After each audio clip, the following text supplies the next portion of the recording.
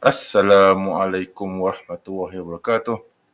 Brothers and sisters in Islam, welcome to my channel, The Muslim Apologist. I'm your host, MENJ.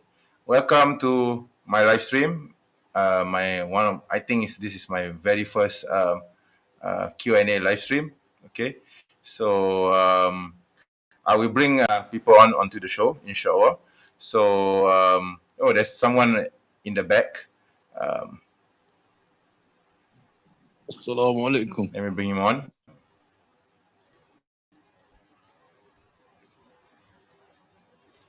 Oops. Assalamu alaikum. Okay. Assalamu alaikum. How are you? Wa alaikum salam. How are you? I'm good. Alhamdulillah. How are you?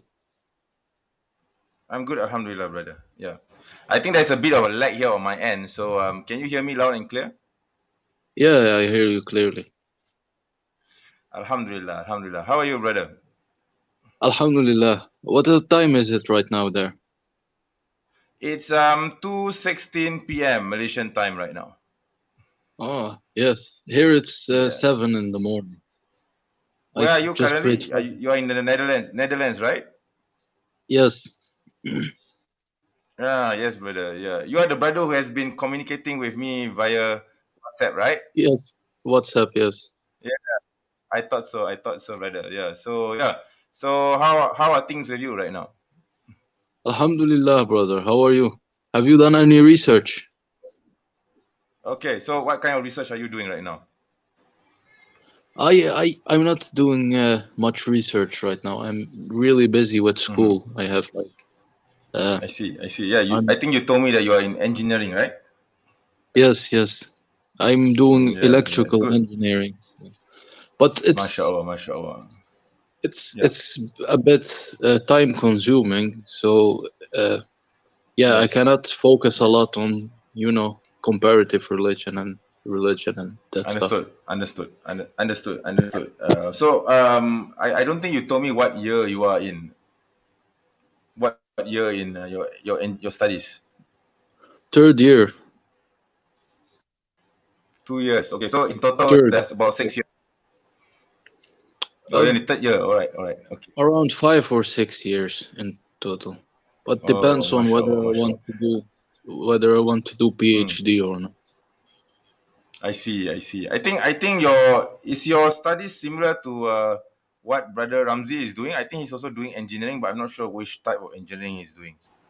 Who is Ramzi? Brother Ramzi of Da'wah Over Dunya. His channel is Da'wah Over Dunya. Have you heard of it? No, I'm not familiar with him. There are many Da'wah. Okay. I think you should go to his channel. He's actually quite good. He's very good actually. He also does live streams like this, and he has a panel sometimes. And then Christians will come onto his channel, and he will they will ask questions and he will answer. Sometimes there's a debate. Sometimes, but he's a good brother, mashallah. He's a Palestinian. He's living in the US. Okay, he's living in the US, and I think he's doing engineering as well. I'm not sure what type of engineering he's doing, whether it's mechanical or electrical or electronic. I don't know. I forgot. He did mention it, but I forgot what it was. Okay, but I think he's also in his third or fourth year as well. Yeah. Yes, because we cannot fully focus on things like Dawah and things like comparative religion because we are not like David Wood and a pussy prophet and stuff like that. Like we need an actual life and income and future. Exactly. We have exactly. We have a life. I mean, I know you have a life. I have a life too. Because I mean, this apologetics is not my full-time job, right? So I mean, back in the day, when I was a student, I did do this quite. I did invest in comparative religion a lot of times. I think you can actually, if you can ask someone who actually knows me from the past, they will tell you that I was very active. Between 2000 to 2010. I was very, very active in apologetics, but then life hit me. I got married. I have a son. I have a family. So I have a job. So I had to focus on that. We can't do this full time, right? We are not a pussy or David Wood, you see. So those two idiots and many other idiots like those, they do this full time. They they insult Islam, they berate Islam, they criticize Islam openly, and they make money out of it. Okay, see, that's the thing. Yeah, they are beggars. They are like Yeah, street beggars. What definitely they're beggars, Aki. Definitely, what's yeah, the yeah. difference They between sell. Yes, go someone ahead. who plays music on the street and begs people for money, and Yes, someone who insults Islam and exactly. begs for money? Exactly. There's a huge difference. Okay, those people who play music on the streets, they do that to entertain people and to make others happy. But these idiots, they do YouTube to make others miserable and to make others hate others. You see, that's the difference. You see, Yeah, so yeah. I'm sure you agree with like me. So anyway, brother, yeah. So yeah, go ahead. bald head Hasumo in his kitchen. I don't even want to talk about him anymore, brother, because he's an old fart who has gone past his time. Okay, I mean, the guy recently insulted me when I was trying to go on his stream, and he didn't even give me a chance to respond. So there wasn't any point talking to him. I mean, the guy has gone bonkers. Okay, I mean, ever since he broke away from David Wood, and he used to be friends with David Wood, but now he has broken away from them. So ever since then, he kind of went on a downward spiral, and he's just doing live streams, long live streams that I don't know why the hell people are watching him. But all he does is just insult the Prophet, insult the Hadith, insult the Quran. That's all he does. And the Yes, bloody fella can actually make money out of it. I don't understand how the hell he makes money out of it. Oh my god! If I were to do the same thing, I wouldn't even get a penny. Okay, I would just be wasting my time. Okay, so I don't but know why there are, these people. Yeah. Go ahead. he has people who worship him and they send him a lot of money. They have like monthly Exactly. Patreons Exactly. to pay him. Yes. That's why subhanallah. You see, I don't even my Patreon account. I don't even have a single dollar. Okay, I created my Patreon account in 2020. I have not received a single dollar from Patreon. Okay, okay, but I don't do this for money. Okay, I don't really do this for money at all. Okay, I mean, if people want to give me money, then alhamdulillah. But I don't do this for money. You see, that's the difference between me and those others. You see, yeah. Yeah, for them, if they like repent and stop doing this stuff, then they will be without job and they don't even have something qualified to do else than insulting Islam. So they will They go won't be jobless and homeless. exactly. Exactly. You see, so that's the mental state. You see, so wait, let me play in some comment. There's some people was commenting, so I would like to share those. Right. Sure. So let me see now.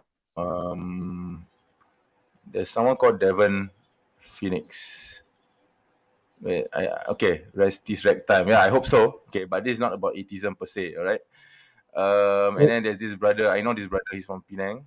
Okay. Yeah, I don't know. Walaikum My salam. browser is a bit slow. Yes, my browser is a bit slow. It's appearing quite slowly here. Yeah, walaikum salam warahmatullah. Yeah, I hope that brother, you can come onto the stream, right? And then we have Sahil Luke. Okay, Sahil, he's a Christian. Okay. Okay. Yeah, Sahil Luke. Yeah, how are you? Yeah, how are you, Sahil Luke? I haven't heard from you from quite a while. Okay. Yeah. So, do you want to ask any questions or anything? Or you I just want I to be had here and just have a friendly chat? I had Yeah, have a friendly chat. yeah, I Yeah. thought you sent me the link, so I thought I will come say hi and accompany you a bit. And yes, well, do Yeah. you think Okay. Good. Okay. Good. you will debate that person named Aaron Ra? I don't know yet, but I will need to look at his videos. Like I told you before, I need to look at his videos. I need to study him and his worldview, understand what his perspective, where he's coming from, and if I get the opportunity to debate with him, then if his worldview is something that I can handle, then inshallah, yes, I can. I think I can do it. But if his worldview is a bit too philosophical for me, if it involves too much into kalam, I wouldn't want to debate such a person. Okay, I don't want to He's debate, on issues, related to kalam. I don't like doing that. I don't like to debate on issues, related on kalam. Yeah, I think you he's understand this, right? yes, he's not Mm, very philosophical. mm, Most of his mm, arguments are like some are subjective, like mm, uh, mm, from experience, and some of them are like biological and stuff, where he pinpoints that I see. I evolution see. is the start of creation and that kind of stuff. I see. I will look into it. Okay, no worries. No worries. I will look into it. But yeah. So yeah. So I heard that you I mean you told me that you want to study comparative religion deeply, right? Maybe you can share, your experiences Yeah, in that. inshallah. I will also learn. I already studied Arabic and I know it, and inshallah I will learn Hebrew and Greek Mashallah. just Mashallah. to, and of course philosophy. I've been reading lately. I've been reading metaphysics uh, Mashallah. That's good. That's good. That's good. Yeah. Aristotle. So I guess you are more towards refuting the atheists, right? Rather than the Christians and the Jews, right? no, for me it's no problem. Everyone but I'm not really a polemicist, so I do not feel comfortable just Mm-hmm. attacking people for the sake of attacking their views because Yes. that's rude, you Understood. know? Understood. We are not like we Yes. should not Understood. be like the Christians who attack our religion. We should show the good example and show them why Understood. Islam is Understood. true instead of Understood. why their religion is false. Well, look here. There's brother Etasham is here. Walaikum salam. Salam, brother. So if you want to come onto the stream, please do, brother. There's the link in the comment section in the chat. So please click on that and join us. All right. Have you heard brother Etasham Gulam, I don't know brother him. Basim? Oh, No, okay. I don't. He's one of the earlier apologists on YouTube actually. Yeah, one of the earlier ones. Yeah. Before YouTube became a thing, he was already on YouTube doing videos responding to allegations made by David Wood and many others. Yeah, he's that early. Okay.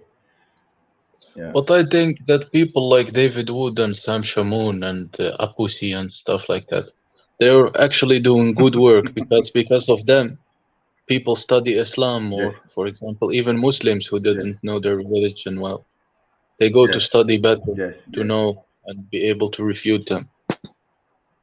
Yes. Yes. But these people are not the only ones. I'm pretty sure you know about people like like Haris Sultan, the Aladdin. Who else? That lady. What's her name? Nuria Khan, I think. Yeah. All these people. Have you heard of them?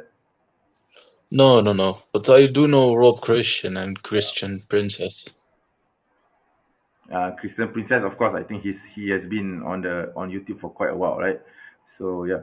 So okay, so let me see. Brother Etesham has replied. Hang on, huh? Most Okay. of them are not I will. smart. Most of them are just low They IQ'd are people idiots. who just know to insult Yes. others. Aki, they are idiots. For example, our mutual friend Hasamo, he doesn't even Yeah. have a he doesn't even finish his high school. He didn't even they have this in the US, they have this examination called GED. He didn't even pass his GED. GED is high school level. He didn't even pass that. Yes, you see how this idiot That's why is. Yeah, I mean, this, that's why if he yeah, stops attacking Islam, he will be yeah. without job. I mean, I'll be honest. I don't have a degree. Okay, I'll be honest. I don't have a degree, but at least I went through my high school and I have an advanced diploma. Okay, I have an advanced diploma in software engineering. Okay, at the Yeah. very least, I do have a diploma, right? But this idiot, this Hasamo, he doesn't even have a high school certificate. Okay, and he's making a lot of money on YouTube. Okay, No, but they're just I trolls. do Like understand. you cannot have a civilized conversation with someone No, you like can't have. Sam Definitely Shamoon, not. David Definitely not. Wood, No, Christian definitely not. But they're not Definitely intellectual not. people. They're just YouTubers and trolls and stuff. If you want to have an intellectual Yes. conversation, there are many Yep. Christians who study theology in the universities and stuff. These are Yep. decent Yep. people. You can Definitely. talk with them. Like, Definitely. Definitely. Definitely. Definitely. Definitely. Oh, even Sahih agrees. Okay, let's share. Sahih, look. If you want to come onto the live stream, please do. I would love to have he a chat even with you. he even gives Christians a bad name because Christians wouldn't agree with the stuff he says, like go push a rock Tell me about inside it. your mom's butthole and stuff like that. Disgusting stuff he says. I'll be honest. I haven't listened to him lately. Okay, the only time I did was when I told you that when I went on his live stream the other day, and that was only just for a few, I think, seconds. Okay, but yeah, I've been, I think I've seen some of the stuff that has been memed. Okay, but across the internet, across the YouTube, I saw him making funny faces and funny, claims and all these funny weird movements. I don't know. The guy's off his rocker. I don't understand why people want to watch him doing that. You see, I really don't. Okay. I think Christians should Okay. We have also our brother. distance from him.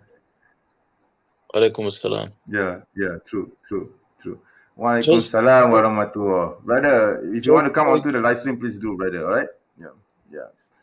Okay. just like Christians want us to distance from people like ISIS, they should also distance themselves from these people, extremists. Exactly. I think Christians, the honest and sincere Christians should disavow any connection with people like David Wood or Apusi or Christian Prince or even Hasamo. Okay, because these people don't they're not doing this for the sake of their religion. Okay, of their respective religion. They're doing this only to berate and to insult Muslims. That's all. They have hatred in Of their course, hearts. Okay, their hearts are very black. Their hearts are very, very black. They have no desire for to learn, to seek knowledge. All they do is to pick and choose whatever they think that suits their agenda. Like for example, if they see a hadith where the Prophet says, the sun goes down under the throne of Allah and prostrates to the sun, as like the sun prostrates to Allah, then they just take that out of context and they say, hey, look, the sun is prostrating to God. We don't see the sun doing that. Therefore, there's a contradiction. There's a contradiction in Islam. See? So, but these kind of things are metaphysical, right? I mean, if they are believers, they will know that, in the Bible, there are many allegorical expressions and things that should not be taken literally as well. Okay. So what's the issue, right? But these people, they pick and choose whatever they think suits the agenda, and they just use it to insult Islam. So there you go. Okay. Yeah. yeah, What's your thoughts on that? because that's like majaz, if you know what it is. Sorry, maybe you can translate that. Majaz is, for example, Allah subhanahu wa ta'ala says also in Surah Al-Rahman, وَالنَّجْمُ وَالشَّجَرُ يَسْجُدَانِ. The stars and the trees also make sujood. Of course, the trees do not make sujood the way we make that, like we bend over and stuff. But their sujood is like they take authority from Allah. It's like, Exactly. for example, the first thing when you study tafsir al-Quran is majaz, and majaz is when a word is used, but not in a literal meaning. It has a meaning which is what's understood by yes. Yeah, allegorical, right? Elegy. Yeah. And Analogical. wherever the sun sets, it's always under the throne of Allah, because all of creation is under His throne. Yes. It doesn't mean it goes to a physical place or something like that. Exactly. So these kinds of verses are actually, or these kinds of statements made even by the Prophet Sallallahu Alaihi Wasallam in hadiths. These are all metaphorical, metaphysical, and should not be interpreted literally, right? It shouldn't be interpreted as something scientific. You see, this is what I told a pussy in my debate with him, but the guy just doesn't want to listen. Okay, you see, the guy refuses to listen. Okay, he raised this issue during There's literally ijma' among the ulama, like Ibn Hazm and stuff, that the earth is round and that the earth turns around the sun. No one would disagree except the people who have no knowledge, he said. Because he used this proof from the Quran that يكور النهار على الليل ويكور الليل على النهار, and takwir means to roll over it. So when the night and the day roll over each other, that there can be only one thing concluded, and that is that the earth is round, because you cannot roll something around something that's flat.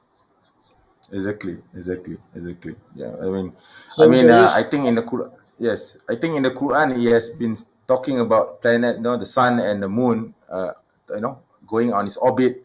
Where have you seen any ancient text talking about the sun and the moon moving in an orbit, except for the Quran? Okay. I have not seen any other text that talks about orbit. Okay, orbiting. Okay, before the coming of the Quran. Okay, so it's very very aligned with scientific knowledge today, right? What do you think? Yes, of course, because even in the Quran it says والشمس تجري لمستقر لها ذلك تقدير العزيز الحليم والقمر قدرناه منازل حتى عاد كالعرجون القديم لا الشمس ينبغي لها أن تدرك القمر وما الليل سابق النهار وكل في فلك يسبحون. And that means literally that all are floating in space, that all are seeking they have no appointed place and all are floating in space. And that's just a fact. The sun moves with a speed of around, I think, 800,000 kilometers an hour through space. If I'm correct.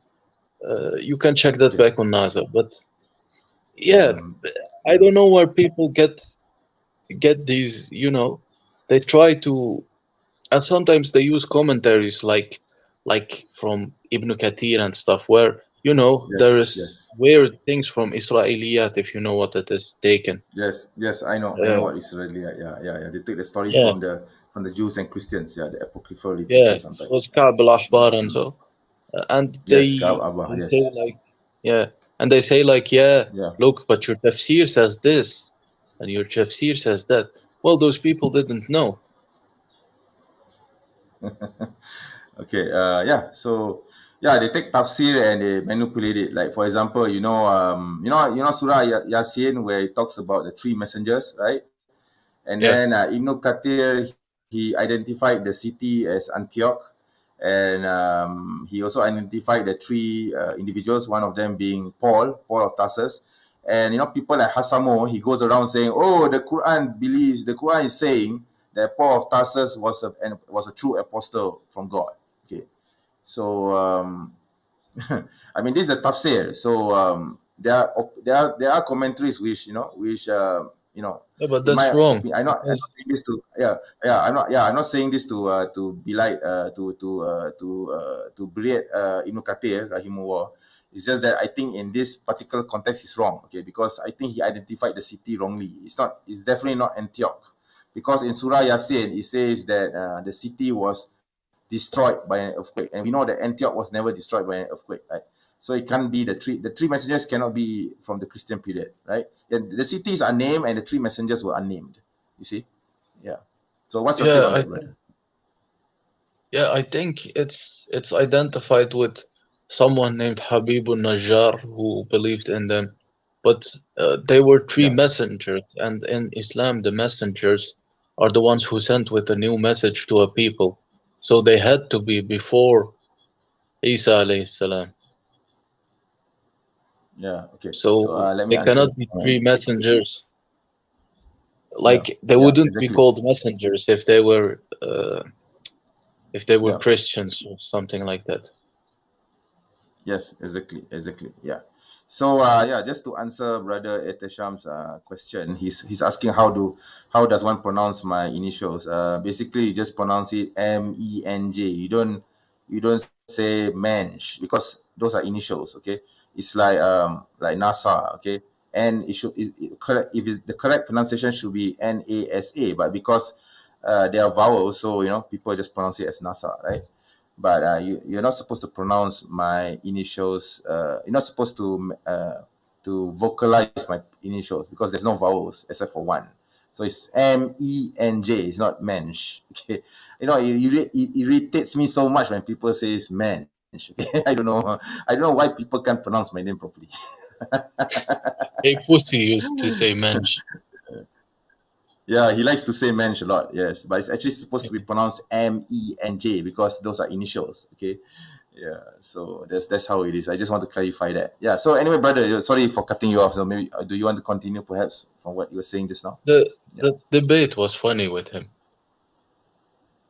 How do you find it? Maybe maybe you can share your thoughts on on what you think how did my debate with him go. I mean, what I mean, be critical if you need to. If you think that I did not do very well or that I missed certain points, let me know. Okay. Yeah. No, but I think that people like him should not be debated. Like you should not give him uh, Yeah, I a know. I chance know that now. because I know that now. Yeah, I know that now. But at the time, I thought that it was a good opportunity to talk to him and see pick his mind a bit and understand where he's coming from. But now I realize it's a huge mistake because he used that opportunity to actually insult Islam and so on. But you saw how aggressive I was. I chastised him for and whenever he goes out of line, I chastise him for it. Right. Like for example, when he tries to interrupt me, then I said, "I the man, why are you interrupting me? I mean, I didn't interrupt you. Please show some respect." Right. So that's what I did. So and then towards the end, he got irritated with me because I was berating him, chastising him for interrupting me, and then he started going on a rant, and for a short while you could see the mask of civility slip from him because prior to that he was trying to control himself. He was trying to make himself as though he's very civilized and very polite, but towards the yeah, end you see his true face. When he started attacking me personally. I didn't attack him before that. I wasn't talking about him at all. I mean, I didn't insult him. I didn't talk about his face or whatever. But then suddenly he started attacking me too, and this was during the Q and yeah, A. So yeah, I mean, he yeah. He slipped. started saying stuff like Yeah, about your appearance and stuff like that, and insulting like exactly. personal. And honestly, to be truth be told, I think he has a very ugly face, by the way. Okay, so but that's just me, right? Okay, I don't care how I look because I have a wife, I have a son, I have a wife. Okay, my wife loves me, I love her. Okay, I mean, I have a wife. That pretty much sums it up, right? So I accept for what I am. Okay, it doesn't matter how I look, right? If I have a wife, it means that I have some qualities, right? Okay, but this guy, Allah oh my god, this subhanahu wa guy is ta'ala just is the yeah, creator. He will judge people by yeah. their soul, not by their looks. Exactly, yeah, exactly. But this guy has no manners at all. I know I was a bit harsh on him, but he was cutting me off. He was trying to, you know, basically try to push me out of the rails, right? Because I was the audience was asking me questions. I was answering the audience, and this guy was just cutting me off, each time I tried to answer because see, so you see how rude and impertinent he is. Okay, I didn't do that to him because when the questioner was asking him, I just kept quiet. Even though I didn't agree with his answers, I just kept quiet and I wait for my turn. But this moron, he cut me off. He tried to cut me Yeah. off. You see, yeah. I think everyone could see that, right? It's not just. I hope it's not just me alone who saw this, right? Yeah, and I uploaded those excerpts, those juicy excerpts onto my channel, so that people can see, his attitude towards Islam and his answers and how I responded to those answers. After all, I'm the Muslim apologist. Okay, okay. So of course I will be uploading those clips, right? Yeah, yeah. I So brother, let me see. The brother Etesham asked a question. Is Apus Turkish? Yeah, he's a Turk, right? You didn't know this, brother? I thought you do. I thought you did. Yeah. Oh, by the way, brother Etesham, why are you not on my stream? I'm still waiting for you to come onto the stream. Okay. Yeah. So I think we actually have around 7 people right now viewing this stream. Alhamdulillah. So by the way, just to remind everyone, if you want to come onto the stream and share your thoughts, or maybe you want to ask some questions, please feel free to come onto the stream. All right. Please do yeah, that and join me non-Muslims and are brother. also No, actually, there are a few Muslims here. Like Super Hydra is a Muslim. I know he's a Muslim, and brother Etesham is here, and then we have Sahil Luke also, but he doesn't want to come on stream. Okay, but that's his choice. And then we have brother Oliver, also a Muslim from New Zealand. Okay, he's a Malaysian in New Zealand. Sorry, and yeah, there are a few others whom I recognize, but and then there are some who has not commented. There's only about 5 people commenting. So then by the total number of viewers is 17. Sorry, is 7. So I don't know what happened to the other 3. Okay, yeah, okay, or the other 2, right? So I guess they're just watching this show and enjoying the show, right? Okay, so that brother that Eteshan is game saying you internet is problematic. Yeah. Okay. Yeah. that Go game ahead, you brother. told me about Crusader Kings, is it also online playable or just offline? Oh, I love Crusader Kings. I love Crusader Kings. I actually came to a point where I controlled all of the Iberian Peninsula, and I was about to conquer the southern France, but then suddenly the game cut me off because it only ends at like 1574, I think. So it ends there. Unfortunately, it ended there, and then I was just about to go into France. But the game wouldn't let me, so I had to. Now I'm trying to restart the game again, but this time I'm trying to take a character which is not a Muslim, okay, just to have a feel of it. So yeah, I'm just trying to play different characters, different religions, just to have a feel of it. Okay, yeah. How many factions do they have?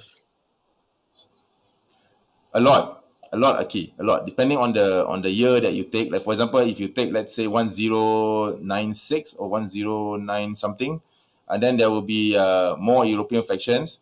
If you take towards the end of the 14, or maybe like 13 something or 14 something, there will be more Asian factions. Yeah. So it depends on the year, your starting year, as well as the region that you are targeting. Okay, like for example, if you take someone from Africa, so it depends on the year how many the factions that, and so one interesting part of the game is that you can actually create your own family. You can create your own dynasty from scratch, and you can name it to whatever it is you want. And then from there, you can, let's say, for example, your dynasty controls a small town. Then from a small town, it becomes a province, and then from a province, it becomes a state. Then from a state, it can become an empire. Okay, so that's how cool it is. Yeah, yeah. Someone says that Yeah. the parents of a pussy are cousins. Let me share that. His parents are first cousins.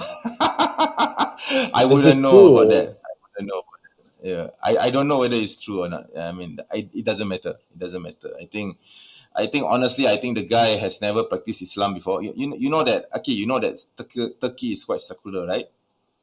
You know that Yeah. there are many people in Turkey who don't practice. I know this not I don't mean to disrespect the brothers in Turkey who are practicing and who are sincere in their religion, but unfortunately there are also a lot of secular families in Turkey. Okay, so I personally think that Apusi might come from one of these families who are only Muslim in name, but they don't practice the religion. You should So have and then asked. this guy, yeah, and I think he was raised in Germany. I think, yeah, although he's of Turkish origin, but he was raised in Germany, right? Hmm. You should have Yeah. asked him if he can So I think recite maybe, Surah Al-Fatiha. nah, I didn't want to do that because I mean, did you see the debate that he had with Ali Dawah? No. Oh, you should have watched that. You should have watched that.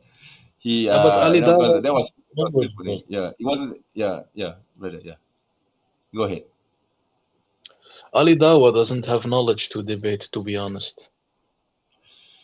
Well, I deserve judgment on that because I think he's sincere. So I don't want to comment on whether he has knowledge or not, because I mean, we have our own style of approach to debating, and our own level of knowledge, right? So I personally believe that anyone can be involved in apologetics as long as the Muslim concern is sincere, and at the very least he has some knowledge of Tawhid. Okay, at the very least, anyone can be in apologetics, but you must have the sincerity and the perseverance to go through it, right?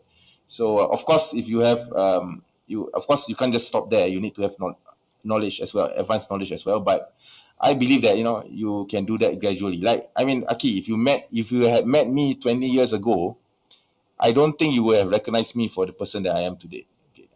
I was totally different when I first started this journey into comparative religion. I didn't have much knowledge. All the knowledge that I knew about Christianity, about the Bible, about Islam per se, they are all from Ahmad Didat.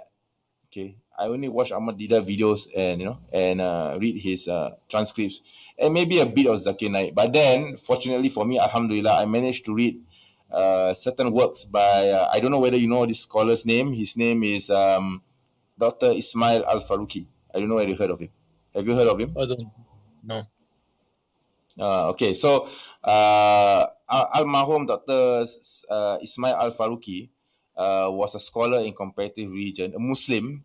He's a Palestinian Muslim who was based in the US. Okay, and he has written a lot of books about Christianity and also about Islam. So I read those books. And I learned my religion from him. And then from there, I started reading books by intellectuals like M. Hamidullah, like Said Naqib Alatas. Okay, who else?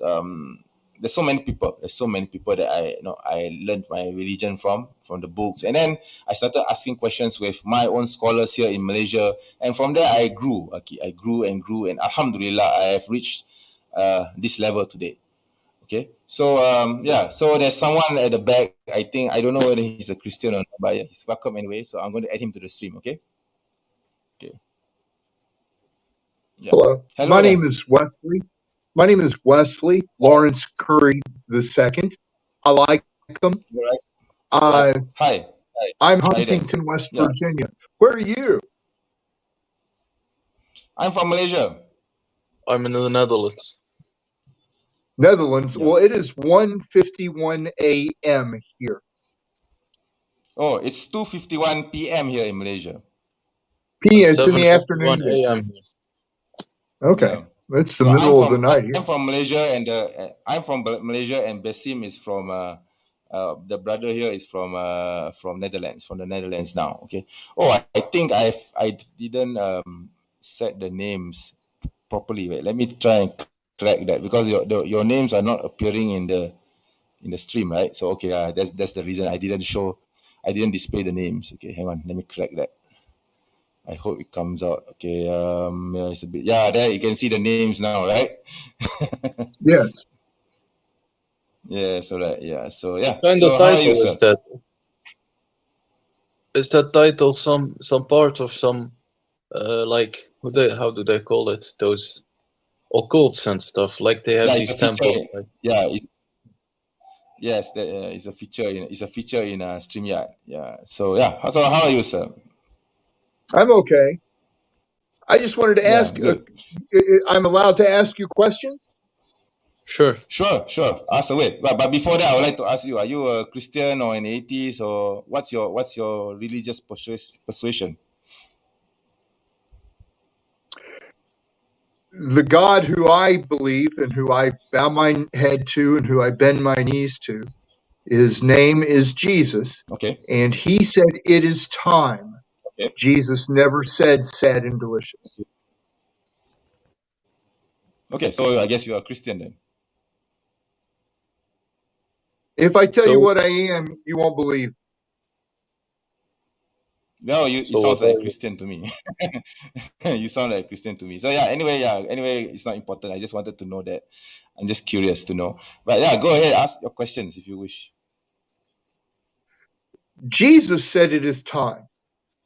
Satan spoke the words sad and delicious.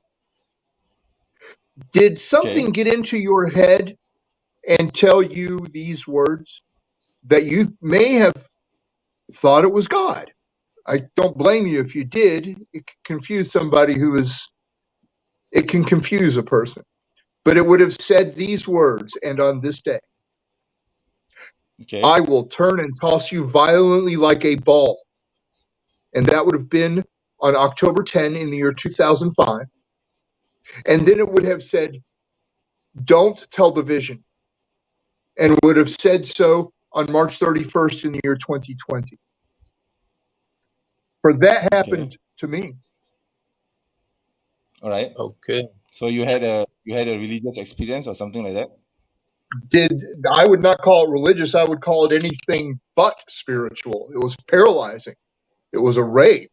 Okay. It was a waterless word. It was a mouthless sound. It had no heart. All right. It was evil. All right. Did that happen to you? All right. No, luckily not. Not that I know of. Okay. No. Well, that was Satan that did that, just so you know. And when he said, don't tell the vision, out of his mouth came an unclean spirit, like a frog. like a frog head with blind eyes and no ears, and the frog head on its back, on its forehead, was an omni tattoo, like a barcode, like one on a wrist or a forehead, an omni branded tattoo, a barcode, UPC barcode. And it had two fangs, and its fangs were swerving like that, and the fangs were on its throat. The fangs were not in its mouth. It was only the head. There was no loins, no arms, no legs, no belly, no heart. Only the head, that black frog that came out of the mouth of Satan when Satan said, "Don't tell the vision." On August 25th in the year 2005, did you see Jesus? He appeared in a... Yeah. So, sir, do you have a question? Regarding your. Did you see a vision that it would have been like a long time, like a day or several days, but in your head it was like in a moment, and it would have shown a man, we don't standing in Mecca, that 10,000 Taliban like you fall dead at my feet, and Mecca is turned to dust, and everybody with the Omni tattoo falls dead worldwide. The frog is this a literal? Do you see this in a vision, or do you assume that the frog is somehow related? I asked Jesus to remove from you. The frog is Allah. There is no other Allah. Sir. Then that's not God. Okay, Allah means God, right? So we Muslims believe, okay, that God is unseen. No, the frog is not a God, and the frog is what you say is Allah. No. And I asked Jesus to heal 2 teeth in your mouth, and Jesus healed 2 teeth in your mouth, but because you worship a dead frog, you say it didn't happen. Sir, can I ask you something? Doesn't sound like God to me. Sorry. Yeah, sure. Ask him. Yeah. Sir. Sure. I'm the man that's going to fall all Islam worldwide. Hi. Okay. Good luck with that. But I have a question for you, Mr. Wesley. Have you heard of a country named Yemen? No. Okay, there's a country named Yemen. It used to have a Christian community in the 5th century. I never said I was Christian. I'm a Jew. Okay, sure. How could you be a Jew if you believe in Jesus? Jesus is God. He gave me the dove of Noah's Ark. None shall fall. Do you believe that Jesus is God? Yes, he is. Jesus is God? There is no Hebrew on earth that says Jesus is not God that is a Jew. Only the Hebrews that say Jesus is God are Jew, no matter your form of perverted definition. No time to talk. Doesn't sound like you are a Jew to me. Doesn't sound like that you are a Jew to me, sir. Sir, did you use any substance before you joined? Well, when Satan told you don't tell the vision, you believe it is God. Sir, did you use any substance before you joined us? And when Satan said sad and delicious, you thought it was God. You're fooled. Okay. What was your last meal, sir? Would you show them how I shall be given by you? Sir, I don't think you're going to see in a minute in your head a vision from Jesus, God. Goodbye. Yeah, I think I'll just remove him from the stream, bro. He's not. Yeah, I think he's not making any sense. No, no. Wait. I'm sorry. I really want to respect the guy because he's an old man. You know, in my culture, an old man with white hair, we respect him. But this guy is like bonkers. I mean, in all honesty, in all sincerity, I think he really needs to have his head examined. I'm sorry, I just can't handle that. Okay, so I mean, if he's just going to go, bye, please leave. All right, I'm not going to bring you on stream again. Okay, I'm sorry. So anyway, if anyone else wants to come on to the stream, please do. Inshallah, I will allow you to come on stream. Okay. I think he has. I don't know. He's just like. I don't know. I really don't know what he believes. Okay. I think he has mental health problems. No, I'm serious. Yes. Yeah. I don't know. I don't know. I don't want to presume this. Right. But no, but it's obvious. Knows, right? It's obvious that he has mental health problems because no sane human would say such stuff. Yeah, but anyway, going back to his obsession with visions, we don't take our deen from visions, right? Okay, so maybe what's your take on that? Yeah, I mean, Christians, they always like to say, we have this vision, we saw Jesus in the dream, and therefore we were filled with the Holy Spirit, and therefore we converted to Christianity. So maybe, No, it's not Akim, maybe you want vision or to have your something. take on it. I Yeah, think he was having a yeah. psychosis. If you know what a psychosis is. A Yeah, psychosis is when I you know, see I know, stuff but that yeah. there. I know what it is. Yes, yes. But anyway, yeah, Aki, maybe you want to share your opinion on visions and dreamscapes. Christians, claiming that they are seeing visions, etc. Yeah. Do No, you have an visions opinion can on be that? real. Visions can be real, and visions can have Yes. deep meaning. But visions Yes. never come the way you will see them really. They come Exactly. uh, Exactly. Yes. with a deep Yes. meaning Yes. that you will not understand until it happens. Like, Exactly. if you Exactly. know Exactly. uh, Ibn Sirin, who translates the visions people see during dreams, those are real visions. Okay. But I mean, I see. like the visions Yeah. which Christians say, they can Okay. mostly be subjective. Because, Yeah. for Yeah. example, if you Yeah. sleep thirsty, Yeah. it's highly Yeah. likely that you will dream of water. Yes. Yes. And if Yeah. you Yeah. sleep Exactly. hungry, it's Yeah. highly likely you will dream of uh, Yeah. food. And if you Yeah. watch a scary movie, like Yeah. especially children, it's highly Yeah. likely you will dream of that character in the movie.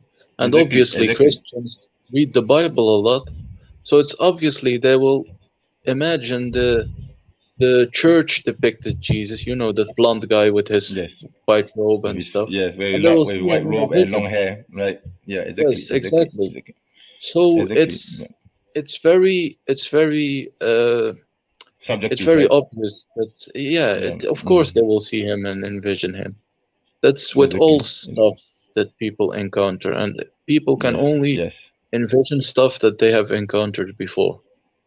Yes. Yes. Yes. Exactly. Exactly. Yeah. So, yeah, in my observation of Christians claiming to have seen Jesus, I actually have a video on this. If you look into my channel, I actually made a video about Christians claiming to have visions, and then so-called ex-Muslims. They claim to be ex-Muslims, by the way, ex-Muslims who claim to have seen Jesus in a dream, and then the next day they suddenly decided to become Christians. Okay, that's just hogwash, right? I mean, just because you saw someone or something who looks like Jesus according to your imagination, and that doesn't mean that was Jesus, right? Yeah, No, but how would they recognize him if it was Jesus or not? They're exactly, not the exactly. disciples, they have not met him, they don't know. Like the Yes, only thing they can relate to is probably that actor who made that movie, that movie yeah, called Son of God. yeah. Maybe they envision Yes, that and so actor and they think, the oh, that's passion, Jesus. Yes, the yeah, Passion of Christ, exactly. the passion, yeah, yeah, yeah, yeah, That yeah, yeah. Irish guy who acted as I like Jesus. that movie. You know why I like that movie? Yeah, the Mel Gibson, right? Mel Gibson's movie. I like that movie because he spoke Aramaic in that movie. They actually get the actors to speak Aramaic, and that's very interesting, isn't it? Yeah, Yeah, but what I think is that the real Jesus lived far and far before yeah, the supposed Jesus lived. Like, yes, when yes, yeah, Jesus rode to heaven, it would have been like 30 BC or 40 BC. exactly, And I exactly. have proof for Okay, was that. that? Yeah. Okay. So I'm going to read this comment. Brother MENJ, maybe you can invite a guy named the Council of Trent. Yeah, I know who this guy is, for a debate. He said the Bible is preserved. Okay. No, the Bible has not been preserved. But yeah, if he wants a debate. Let's see. Right. He can come online anytime. Right. So I think this guy is a Christian. His name is Player Faint. Wait, let me share the comment. What you think is the Mi'raj? Are you talking about Isra? Well, Mi'raj. Maybe if you want to ask your questions, you should just come online and come onto the stream and ask your question, because I don't really understand that. Maybe he's talking about Isra wal Mi'raj. Maybe, brother, you want to say something about that? Sure, he can Yeah, join if he wants to ask about Al-Mi'raj. yeah, yeah, yeah, Isra yeah. means the night tour when the Prophet The ﷺ night went journey. at night. to Al-Quds, the and night journey. Mi'raj is that he rose to heaven in Al-Quds. And he did all that and returned while his bed was still warm. So it took a couple of seconds. Yes. That's So right. the whole Isra and Mi'raj took just a couple of seconds. Oh yeah, I'm right. He said, the guy said Isra and Mi'raj. Yeah, so I think the brother Basim has already explained what is Isra and Mi'raj. Okay, so we believe that the Prophet Sallallahu Alaihi Wasallam had a miraculous journey from the city of Mecca to what we now know as Jerusalem, Al-Quds, and then from where the Dome of Rock now stands, that particular rock, that particular cropping, he stepped on it and he went to the heavens. And then from the heavens, he came back, and all this happened in one night. So this is what we believe as Muslims. Okay. Not even one night. So, it's said in the hadith that his bed stayed warm. That's how fast it was. Right? But people will wonder, how could it be that fast? Because time is relative. Exactly. And if I move with the speed of light and think with the speed of light, I will do a billion things before you can even talk to someone. If I were to move with the speed of light. So time is relative to speed and to the velocity you move through space. Exactly. Yes. I mean, this is because this is a miracle, so we cannot explain this through scientific, tools or methods, right? So I believe it it's is a miracle. Like, explainable for example, through relativity, because time is literally relative. Yes. That's right. Yeah. I'm okay with it. I'm okay with the explanation. But from my personal opinion, I think these kind of things we should not. I mean, we don't have to explain these things scientifically, because it's a miracle. It's a miracle, and we accept it because basically we sami'na wa ata'na. Okay, I believe this. Okay, so I believe, I hear and obey whatever it is that the Quran says. There is proof that much it happened, because the Meccans also had objections. They said, how can you have went for Isra and Mi'raj and your bed stayed warm? So they went to Abu Bakr and they said, like, what's this that your friend tells? Is he crazy or stuff that he went to heaven in just a couple of seconds and returned? Abu Bakr said, if he said it, then he must be right. So the Prophet gave them a sign. He said, there is a caravan coming from Jerusalem to Mecca.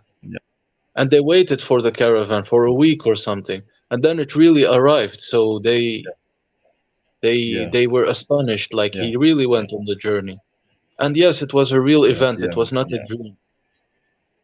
It was a real event. It's not spiritual. It's not through the soul or anything. It's really a true event. But Al-Buraq went faster than the speed of light, because the Prophet ﷺ said that before you see something with vision, Al-Buraq has reached that place, and we see some things with the speed of light, because light reflects on stuff and it goes to our pupils and it gets converted to information. So the Buraq was faster than the speed of light, and the speed of light is like 300,000 kilometers a second, so faster than that. Definitely, yes, of course. And we believe this because we are Muslims. Okay, we actually don't need scientific explanations for this. We believe this wholeheartedly. Okay, so this issue of miracles, this issue of miracles actually came up in the debate with Apusi. Okay, so he just flat out denies this, and then I said, it's a miracle, it's a metaphysical event. Why do you want to complain about it? Okay, after all, you're hanging out with a person who believes that the sea was split into two, and he believes that the first century man was God walking on earth. Okay, you don't have any problems with him, but you have problems with Islam. Okay,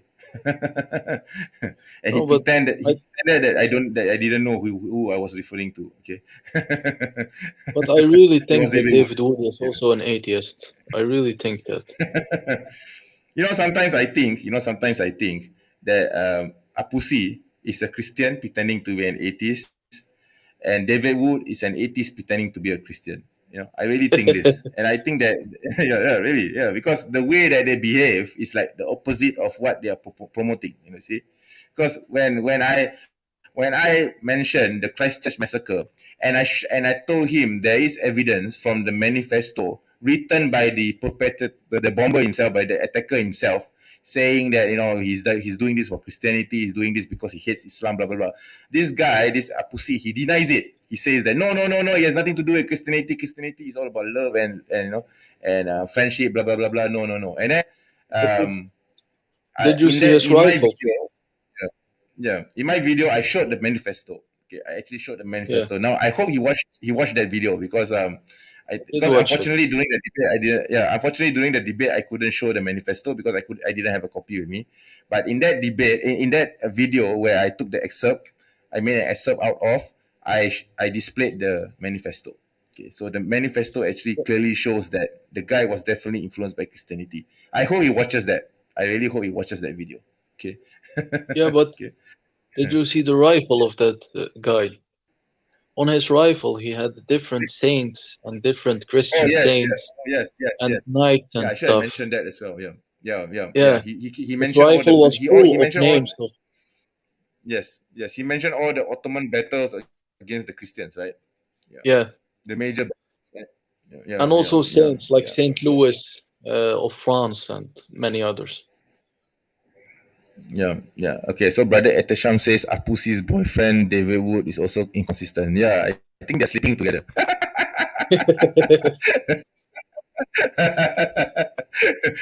Okay. And then next comment by Brother Etesham. Apusi keeps bringing up the Yahweh argument. As I mentioned this many times until I'm bored of it. Okay, Yahweh is a pagan god. Okay, it's a pagan idol. Okay, which has absolutely nothing to do with the God of the Bible, which is Elohim. Okay, give me a moment. I'm going to get the book on this. Okay, brother, just hang on. Okay. I have the book here actually. Give me a moment. Okay, I got this. I have several books here, but I'm just going to take one, right? Yeah. Okay, maybe I'll take two. So yeah. All the Yahweh books, I brought it to the studio. Okay, by the way, this is my studio. I brought all my Yahweh books here because I knew that this issue will come up. Okay, so I have this book here. If you can see the title, I hope you can see the title. Yes, Origins of Yahweh. Can you see the title? Yes, that's right. And so then there's another one. And I have several more, but these are just two of the books I want to share today. The Mystery of God. Okay, so can you read that? Okay, the next one. Yes, I can see it. Yes. Yeah, Yahweh and the other deities in ancient Israel. Yeah. So when I read this book, when I read these books, it's clear that Yahweh is is a pagan entity. Okay. So like for example, if you read on page 140 by Mark S. Smith, I'm going to read out the passage. Right? Let me read out the passage. Okay. So wait, let me see. Yahweh was described in both male and female imagery, like deities in ancient Near Eastern prayers. Two examples suffice. In his prayer to Gatumdak, the city goddess of Lagash, Gudea says, I have no mother, you are my father. You are my mother. I have no father, you are my father. You implanted in the womb the germ of me, gave birth to me from out of the vulva too. Sweet O Gatumdak is your holy name. The poem combines parental imagery of mother and father. The same sentiment appears underlying Psalms 27:10. By implication, compared to Gudea's prayer, this biblical verse suggests that Yahweh assumes the role of father and mother, thereby affirming divine care. A second millennium Hittite prayer, likewise, attributes both parental roles to Istanu, the sun god. Tau Istanu, father and mother of the oppressed, the lonely, and the bereaved person. These examples illustrate the larger ancient Near Eastern background to the combination of parental roles for Yahweh. So, and then the passages goes on and talks about the attributes of Yahweh, right? And then if you go into this page, chapter 5, Yahwistic cultic practices, okay? And then it talks about the cult of Yahweh and all the paganry that is associated, the milk sacrifice, and then there's so many information. Yeah, it's very hard to summarize in just 1 hour or even 10 hours even. It's so many information. Yeah? Isn't like Asherah the wife of Yahweh? Oh, he yes, also yes. has a wife named Asherah. Yes, he has a wife. Asherah has a wife called Yahweh has a wife called Asherah. Okay, so let me look for that. Wait, let me see if I can find out. I'm looking at this book. All right, so it's Yes. this, all right, the origins of Judaism. Okay, so I think it mentions Asherah here, but let me check. Let me see if I can find it. Okay, give me a moment, right? Asherah. Yes, I found it. Okay, 18 to 20. Okay, 18 to 20. Give me a moment, sorry. Sure. Yeah, okay, I found it. Okay. This is on page 18. It is worth noting that in at least 4 early inscriptions, the name of the goddess Asherah appears directly adjacent to Yahweh in the form of YHWH. Kuntilet Ajrut Kebet Elkom. And then they give them the reference numbers, okay? In the above named Kuntilet Ajrut inscriptions, there is a direct parallelization of Yahweh and Asherah. Okay, this term is translated by the great majority of interpreters roughly as follows: I bless you on behalf of Yahweh of Samaria and on behalf of his Asherah. This means that it is generally believed that the Asherah name was extended by a pronominal suffix by which Asherah would be assigned, as well as subordinated to Yahweh as his parhedra. However, there is no suffix to be expected with a proper name, which is self-determinative. In order to explain the suffix more easily, some authors have considered seeing behind Asherah not the goddess, but instead the cultic object associated with her, a pole. Okay. On the one hand, the Asherah pole is not Yahweh's, but Asherah's cultic symbol. And on the other, the deity and not the cultic object is to be expected as part of a blessing formula. So actually, scholars have a dispute on whether the word Asherah refers to the pole or it refers to the goddess. Okay, but the majority of, if you read further on, the majority of scholars actually say that it is a reference to the goddess itself. Okay, herself. Okay. Yes.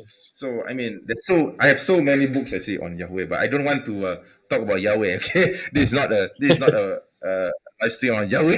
If I were to talk about Yahweh, I think this stream will last like, I don't know, 3 hours, 4 hours. Okay. Maybe Okay. we should So debate yeah, I mean, someone. basically, That would be a yeah, good topic. A debate just yeah, on man. Yahweh. Is Yahweh really God?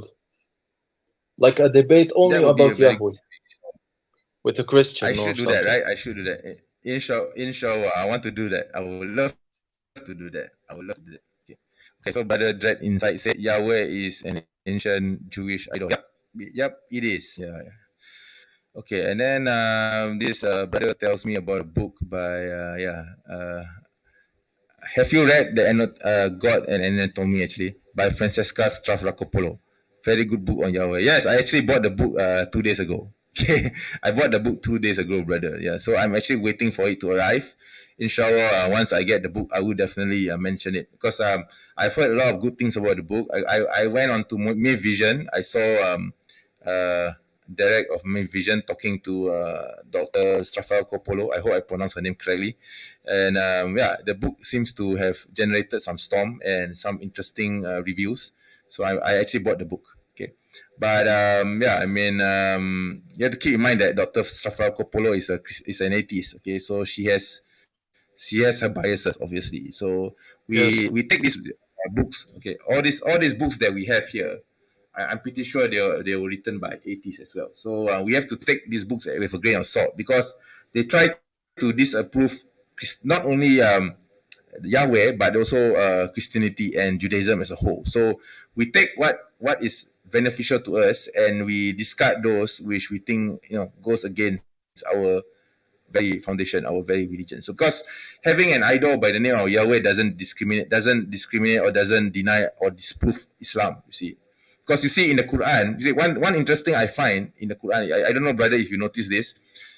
Allah subhanahu wa ta'ala, he has the Asma al-Husna, right? He has the 99 names. Okay, if you don't mind, let me recite the verse from Surah Al-Hash, okay? So, Bismillahirrahmanirrahim. Huwa Allahu allazi la ilaha illahu alimul له ghaibi wa الأسماء shahada wa huwa ar-Rahmanur Rahim. Huwa Allahu allazi la ilaha illahu Al-Malikul Quddus Salamul Mu'minul Muhaiminul Azizul Jabbarul Mutakabbir Subhanallahi amma yushrikun Huwa Wahul خالق البارئ Alimul الخالق Alimul البارئ المصور Halikul Bari wal Musawwirul lahu Asmaul Husna Yusabbihu lahu ma fis samawati wal ard wa huwal azizul hakim. Sadaqallahu alazim. I hope I read that properly, Yaki. Yes. I hope I read that properly. Yeah. So the verse is talking. We know that Allah Subhanahu wa Taala has the most beautiful names. He has 99 names in the Quran. Okay. Yes. But none of them mentions Yahweh. None of them. Okay. You see, none of them. So if the name Yahweh is so important, okay, to the Christians and to the Jews in their religion or in their belief, why would Allah Subhanahu wa Taala remove that or not mention it at all? Okay, why? I mean, if it's so important to God that Yahweh has to be part of His divine attribute, why don't we hear about it? Okay. The Quran lists 99 names. What else do you want? Why do you want? I mean, what more do we need Jews. to have 99 names? Okay. Exactly. Jews Yeah. don't So anyway, use brother, Yahweh. maybe exactly. Jews don't even use the name Yahweh. Yes, they use Hashem. Correct, brother. Correct. In fact, the Tetragrammaton YHWH, they don't pronounce it. Because they don't know how it's pronounced. Okay, and they're not bothered by it because they replace it with Hashem and Adonai. And when you ask a Jew on the streets of Jerusalem in Israel, okay, about whether they believe that Muslims worship the same God as they do, they say yes. They have no problems admitting this. Okay, of course we have political disagreements with them. They have political disagreements with us. That's a different issue. Okay, but in terms of theology, the Jews have no problems admitting that the Muslims worship the same God as they do. But Christians, generally speaking, they have problems with us claiming that we worship the one true God. I really cannot understand this. Okay, I really don't understand this. Okay, yeah. What do you think, Ben? Yeah, because they especially evangelical Christians, because evangelical Christians just are bigoted in their essence. They always discriminated against others. Even in the 19th century, they used to discriminate against Catholics who just immigrated to the United States. Exactly. Yeah. So I think they have this bias that Muslims cannot worship the same God as they do.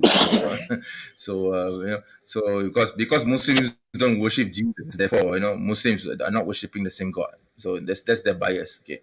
And because the Quran was revealed in Arabic and it's not nothing to do, not related to Banu Israel. I mean, we are true Bani Ismail, right? But they don't want to acknowledge that through Banu Ismail, there's also the covenant. They don't want to acknowledge this. Okay, therefore they try to cut us off from the long line of the Abrahamic religions, right? What do you think? Yeah, of course, because when Ibrahim alayhi salam was ordered by God to get circumcised and get the covenant, he didn't just circumcise Isaac and keep him in the covenant. He circumcised both and got them in the covenant. So God knows his people. And if Ismail was not of the covenant, he would not have brought him into the covenant, if you get what I mean. And even in Genesis, you find that God comforts Hagar. He says to her, "And I will make him a great nation." And when was this great nation if it wasn't with Islam that the descendants of Ismail were a great nation? And I will raise from them 12 kings or 12 leaders, if I remember it now. And we have a hadith sahih that says that the Qiyamah will not come until the Allah subhanahu wa ta'ala raises 12 rightly guided caliphs, if you know that hadith. Yes. Yes, All yes. from I know the Quraysh. hadith. Yes, yes. Yes. That's right. That's So, right. That's yeah. right. Yeah. Yeah. So those 12 I can see. Yeah. Yeah. That's right. I can see Brother Islam calling. Oh, Brother Etesham's here. Okay, I'll bring him on to the show. All right. Nice to see you, Brother Etesham, after so long. MashaAllah. I am. Assalamu alaikum. Can you guys hear me? Assalamu alaikum, brother. Yes. Yes, you can hear loud me? and clear. Yeah. Okay. Yes. Yeah. Sorry, I got my internet working. MashaAllah. It's good to see you, brother. It's good to see you live. Yeah, I was down. I need to grab a Coke, right? So have you also been debating with others, Christians and stuff? What? Have you also been debating Christians like brother? Yeah, I've been doing it before MENJ, before Mohammed Hijab, before Ali Dawa. MENJ. Yeah. Before Mohammed Hijab even like graduated high school, I was doing it. So I'm older than Mohammed Hijab, Ali Dawa. I'm older than all those guys. But you're not older than me. Yeah, that's true. I was older than you, right? Yeah, MENJ is he's a little older than me, but MENJ, bro. MENJ. I mean, I'm not going to remember that. I'm just going to call you the Muslim apologist. Okay. I'm just going to call you the Muslim apologist. Okay. I'll just excuse you for that. Okay, just call me the Muslim apologist if you can't remember that, right? So yeah, what happened with Apologist? I'm sorry. Yeah, what happened with? Basically what I did was to extract the certain parts of the debate, and then I edit them, and then I re-upload them on my channel. So that's what's happening. Yeah, and he's getting his ass whipped. Okay, just by me uploading those videos is going to embarrass him by a lot. Okay, if you watch those videos, you will know why. I can't take him seriously. I don't know why. I don't know how he gets 300,000 subscribers. His videos are so like childish. Yeah, and I think it was you know what? I think it was a mistake debating him, but I thought it was a good idea at the time. So I'm glad I did debate him. But if I were given a chance to debate him again, I would say no. Okay, I wouldn't want to talk to him again because the guy is just a pussy. He's a troll. He got obsessed with me calling pussies in the context of Christians not applying their laws, okay, not applying the Bible to their lives. So the full context of my statement was because Christians believe in the just war concept. Christians have gone to war before in the past to defend themselves. And then I said, just because Christians today are pussies and they don't want to implement the laws, that doesn't mean that they are not violent or they don't resort to violence where necessary. So that was the context. But this guy, he took my statement out of context. He just cut out the part where I said, when I talked about the just war concept, and he took out and then he published the part where I said Christians are pussies. You see, the guy is so devious, man. He's so devious. Yeah, he totally took it out of context. Yeah. Did you know that like a lot of his materials copied from Answering Islam? Like 90% of what he says is actually copied off that website. And I noticed that. I noticed the pattern, but I wasn't sure whether he took it from Answering Islam or anywhere else, because all these lies have been spreading throughout the internet, as you know, brother Etesham. I mean, we can't even trace them anymore, right? Yeah, and then the latest was he was bringing up the Ezra, the son of Allah, verse in the Quran chapter 9 verse 30, but that's already been refuted like many times over. So then I traced that back to Answering Islam, and I don't know, a pussy. He's very he's very ignorant because he doesn't know what tafsir is. Did you know that he doesn't know how to analyze Quranic verses? He's super ignorant. Yeah. The guy for money. Aki, the guy doesn't know anything about Islam. He's just pretending. Yeah. He just does it for money. He's a troll. He's a troll. Exactly. No, Exactly. I think he's trying to become like the next Nabil Qureshi. You know, Nabil Qureshi like built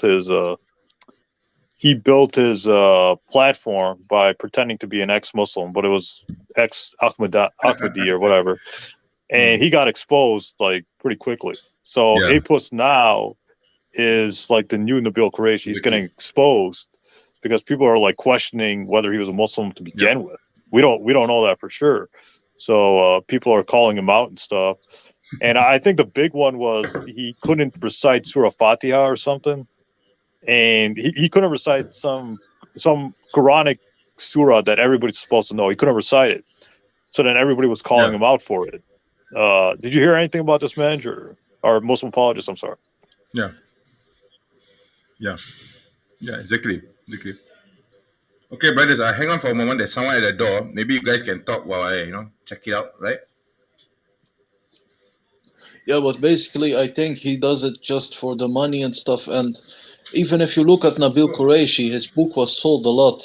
A lot of Christians bought it because they were genuinely interested into someone who is between two books, Muslim, and he converted to Christianity. And they were like sincerely trying to know what brought him to Christianity. So his book was just a scam. Sorry, my contractor is here. He's trying to paint the walls of my other room here. Because I have several rooms here. So one of the rooms was previously leaking.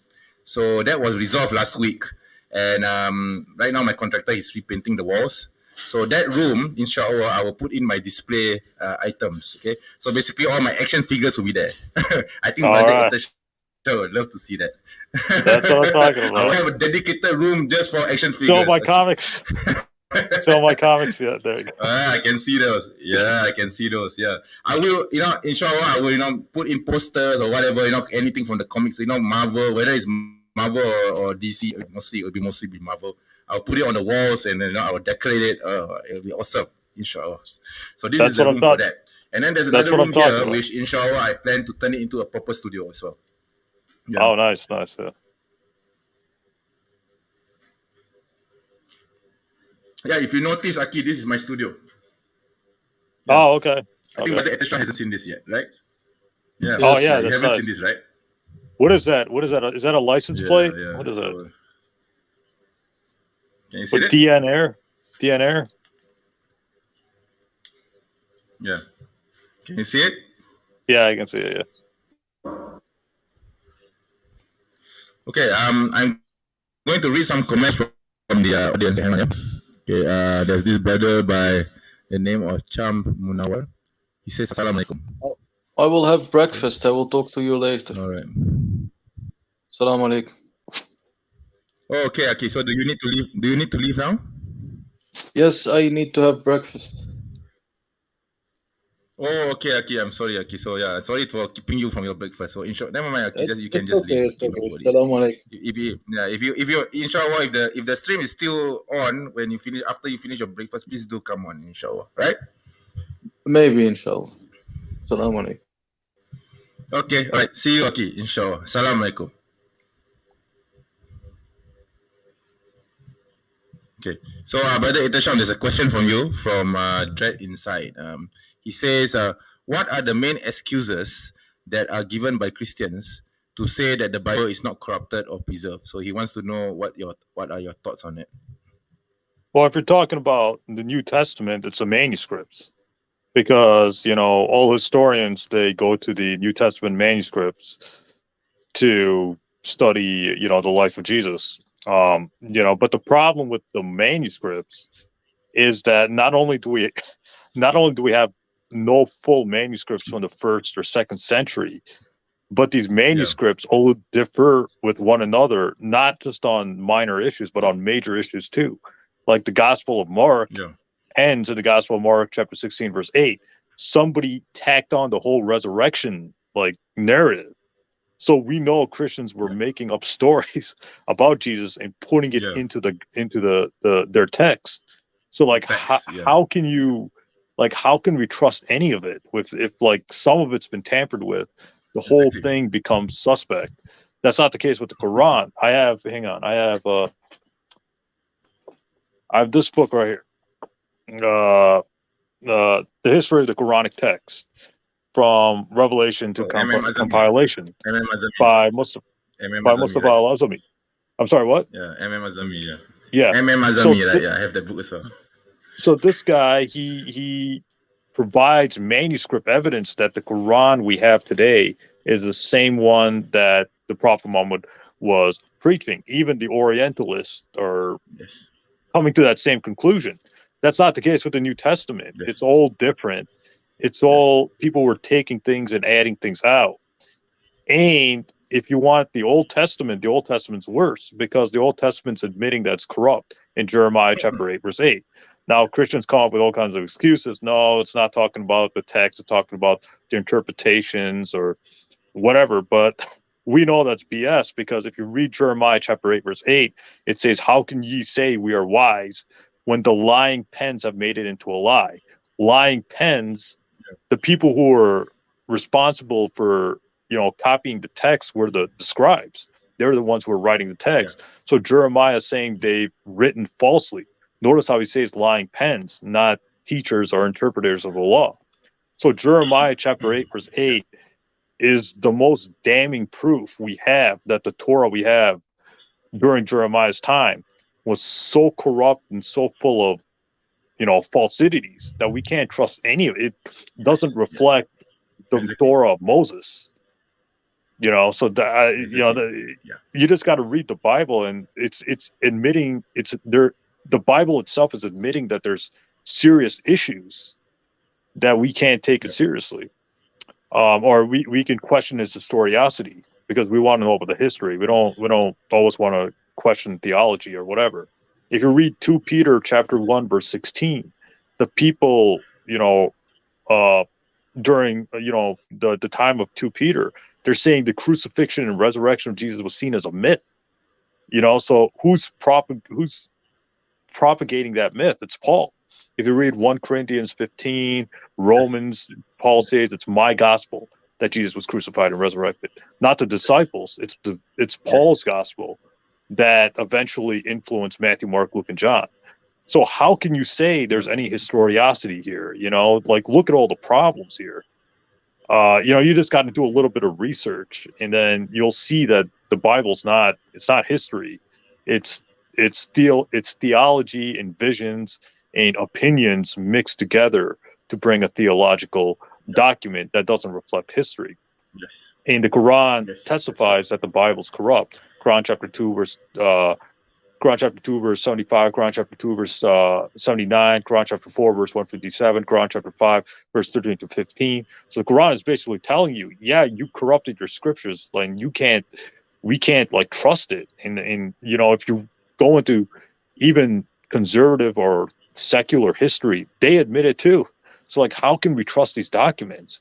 Are you telling me I got to put my salvation on the line trusting books that we don't even know who wrote them? We don't know where they came from.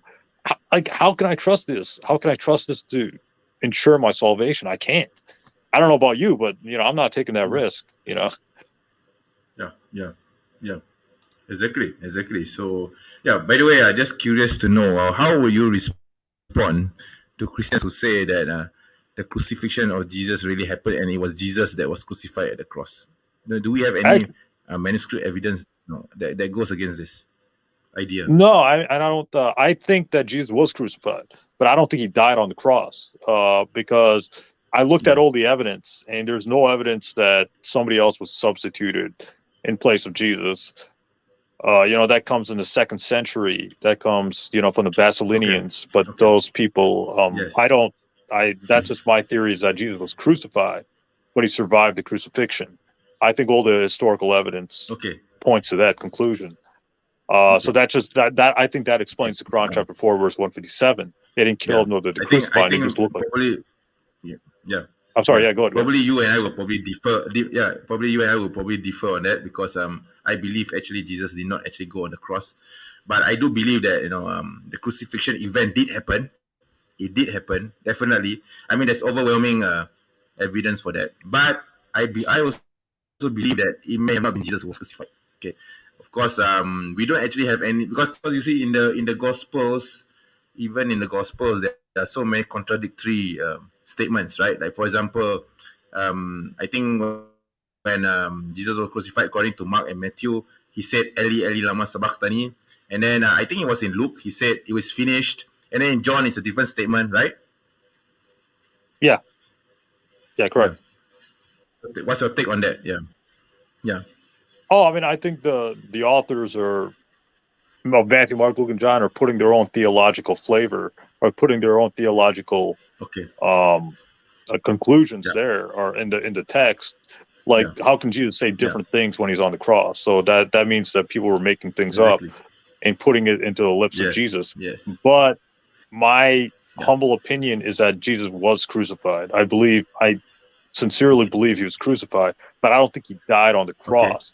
Because if you read Matthew, Mark, Luke, and John, nothing killed Jesus. The spearing story in the Gospel of John was seen as a metaphorical by the early church fathers. Now, I'm not trying to say you're wrong, MENJ, or Muslim apologists. I'm not trying to say, it's stupid. It's stupid to believe in the substitution theory. If you believe that's fine. I mean, we can have our theological disagreements.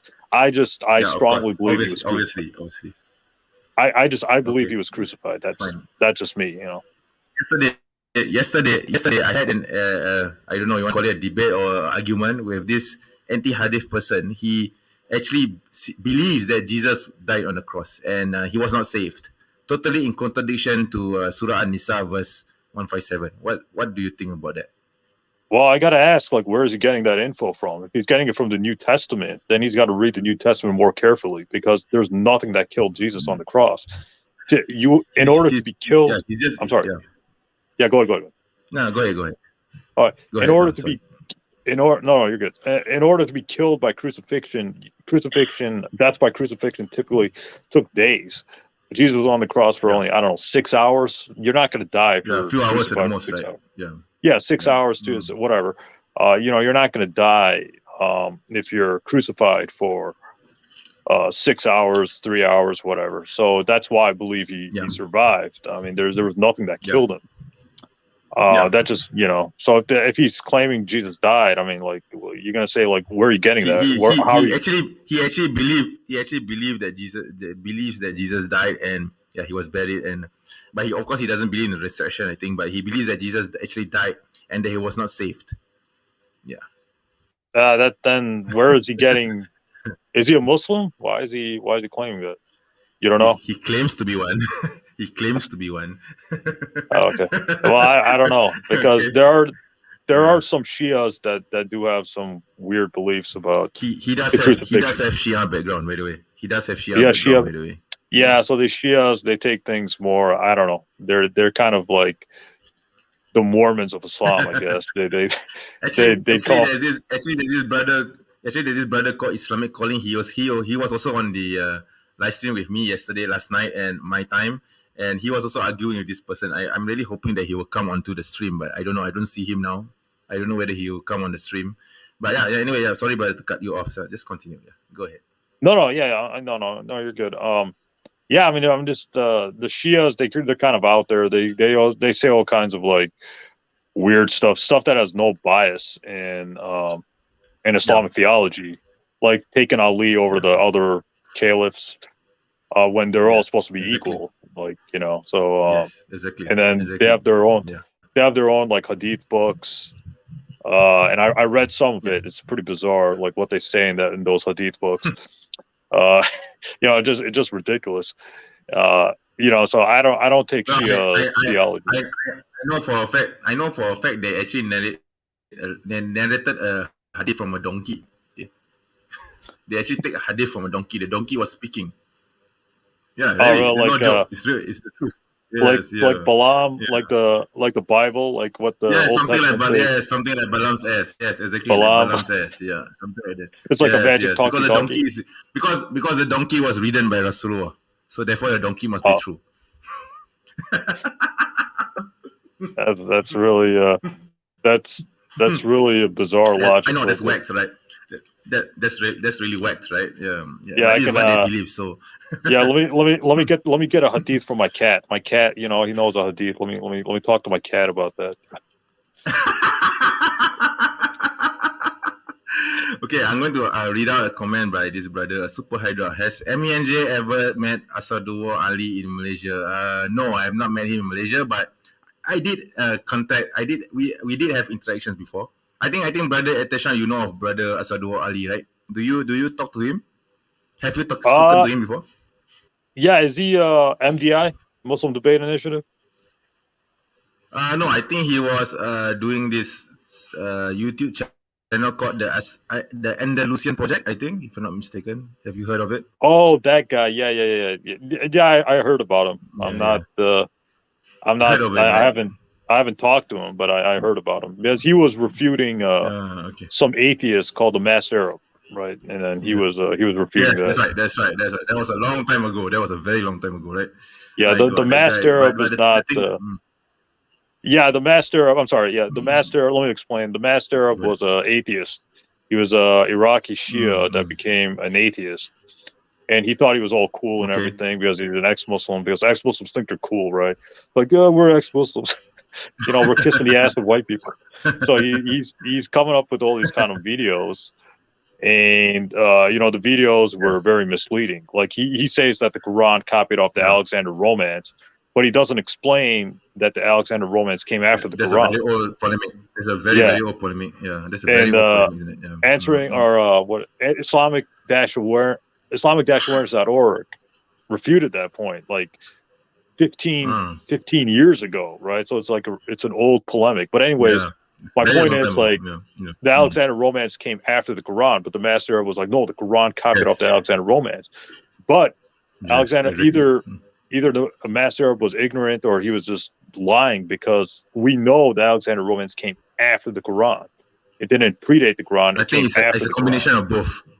Yeah, it's a combination of both, I think. Yeah, he knows that he's lying, but at the same time he wants to combination. He knows that he's lying, but at the same time he wants to believe that the Quran copies the Quran, the Alexander Romance. You see. Exactly. So, but then the Alexander Romance. I'm sorry. The Alexander Romance came after the Quran. Not only that, but it wasn't translated in Arabic. It was in Syriac, Greek, Armenian, Latin. Exactly. So how can the Prophet Muhammad copy something that wasn't even in his language and that came after him? Unless the Prophet Muhammad time traveled, got it, time traveled back, and then that's how ridiculous the statement is. Like it came at least 100 years, at least 100 years after the Quran. So that's why I love Islamic-awareness.org, because they prove that a lot of that stuff came after the Quran. It didn't predate the Quran.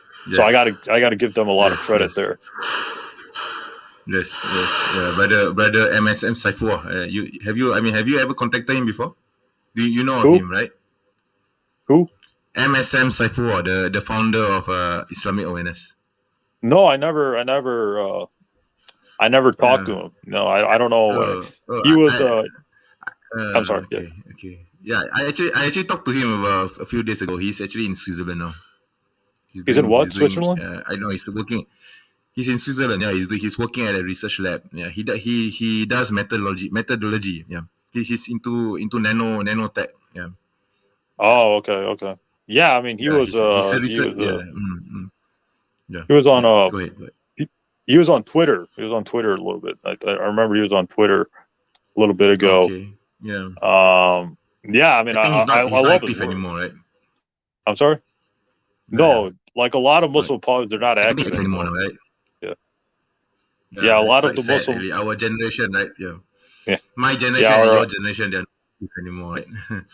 Yeah, like I was the only one from the old days. I think both of us, I think that two of us, we are the relics of the past, Yeah, I think we are the only ones who come from that era who are still around, Yeah, that's true. Me, you, and Shabir Ali. Yeah. And what do you think about Nader Rothwood? I have a neutral view on him. I'm okay with him. I mean, I know that his work may not sit well with some people, but I'm okay as long as he spreads the message. Okay. And I reached out to him and I asked whether whether he would like to have a live stream with me. He said yes, but he wanted to know what topic I would like to talk to him. I said I'm open to any topic, but I haven't heard from him sins. So I'm okay. I mean, I'm okay with I'm okay with Nadir actually. Yeah, I'm okay with Nadir. Personally, I'm okay with him as well. Yeah, yeah. Oh, okay. So let me read some comments. Read some comments. Because I believe that as Muslims we need to stick together regardless of our differences. Okay. Yeah. And I mean Sunni differences. All right. Yes. So So let me read this comment. So let me see comment, Brother Dread Insight. Thank you so much, brother, answering Christians for the explanation. May Allah bless you. Yeah. Okay. So that's one. Okay. And then I think this is a Christian comment. Let me see now. Where are the lessons for forgiveness in the Quran? Not sure how to answer that. Maybe you want to answer that. Yeah, I mean the Quran. Where are the lessons of forgiveness in the Quran? Yeah.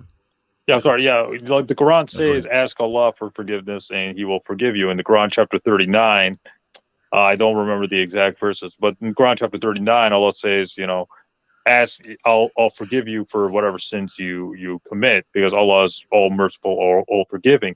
If you read the Bible, if you read the Old Testament, that's what, if you read the book of Jonah, God forgives Jonah for running away from the Ninevites in the book of Jonah, chapter 3, and chapter 4, etc. So that means you don't need blood atonement for forgiveness of sins. In Ezekiel chapter 18, verse 20, it says that the father shall not bear iniquity of the son shall not bear iniquity of the father. Everybody's responsible for themselves. So the Quran and the Old Testament have this very libertarian view that everybody's responsible for themselves. I'm responsible for seeking forgiveness for my sins, etc., etc. No one can bear the burden of another. It's the New Testament that says something different, that Jesus came and bore the sins, etc., etc. But that's Paul's theology.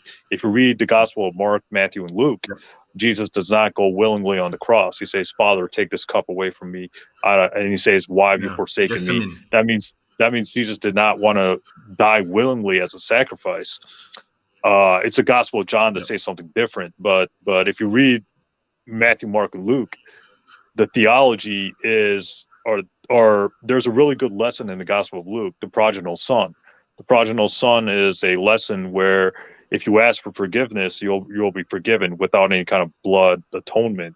It's called the prodigal son parable in the Gospel of Luke. I don't know what chapter it is at the top of my head, but if you read the Gospel of Luke, one of the parables is the prodigal son, where God forgives anybody who asks for forgiveness.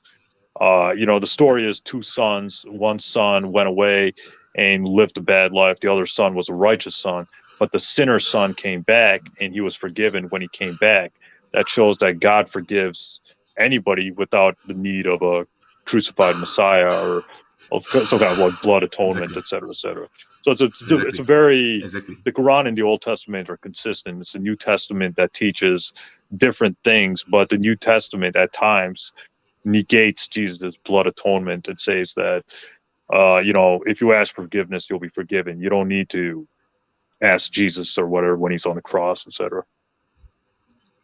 Exactly. So on the issue of forgiveness, I think we should talk about Adam alayhi salam, because the Christians like to blame him for everything that's happening in the world, right? They blame him for passing down the original sin to mankind, right? So in the Quran, we believe as Muslims that Adam did make a mistake. Okay, he disobeyed God, but it was not out of his willingness. He was deceived into doing it by the devil, by Iblis. Okay, by shaitan.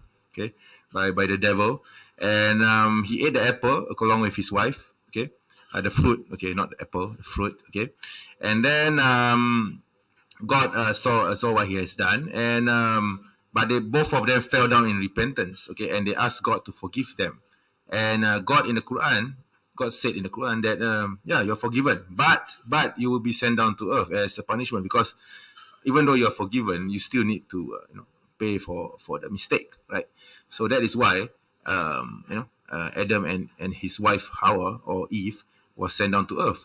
So that is and all was fine. Okay, he did not inherit any sin for the mistake that he did. He did not pass down any sin to his progeny. Okay, so that was just the asbab or the reason why he and his wife were sent down to earth. Okay, to continue their life here. Okay, as a test okay, for the hereafter.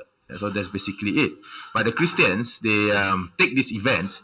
They say that because Adam was disobedient to God, they think that they believe that Adam was rebelling against God, and therefore because of that, this sin was so horrible that it has to be passed down throughout his generations, and only with the sacrifice of a pure being could this sin be forgiven. Maybe brother Etesham, maybe you can share your thoughts on that as well.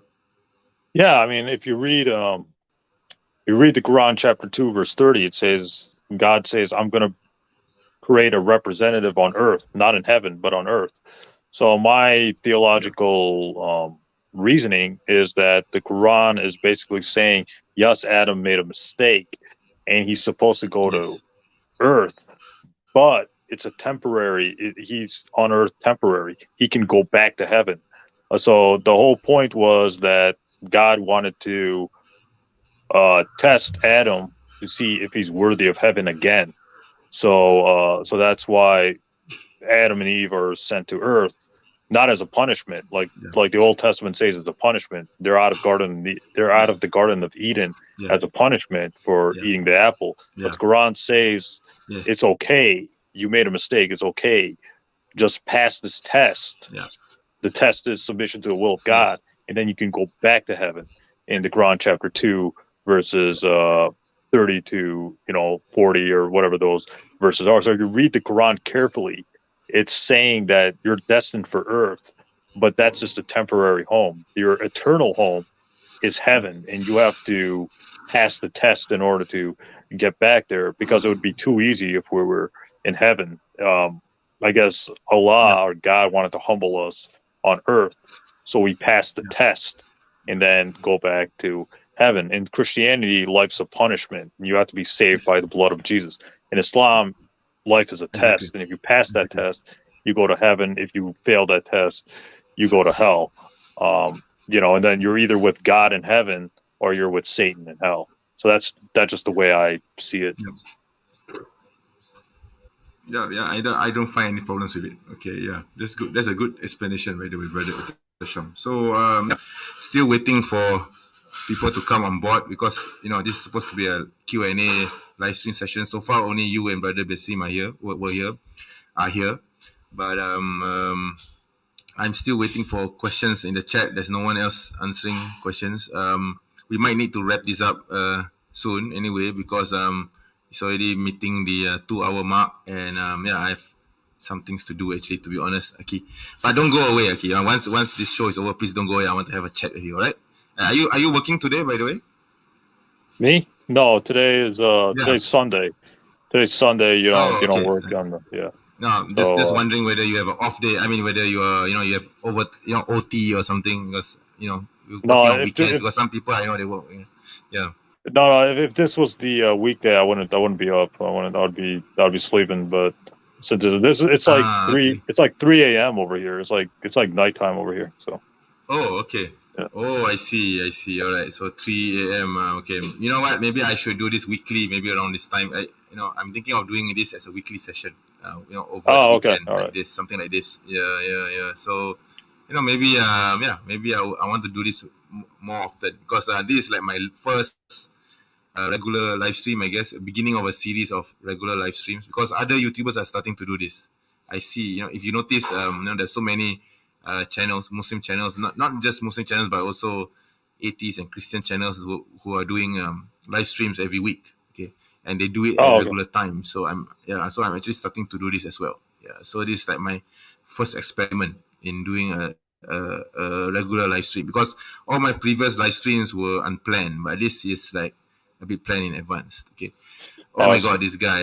No, I'm not going to bring you. There's this guy called Ultimated. Okay, I think he's going to. I'm not going to bring him on. Sorry, you can go.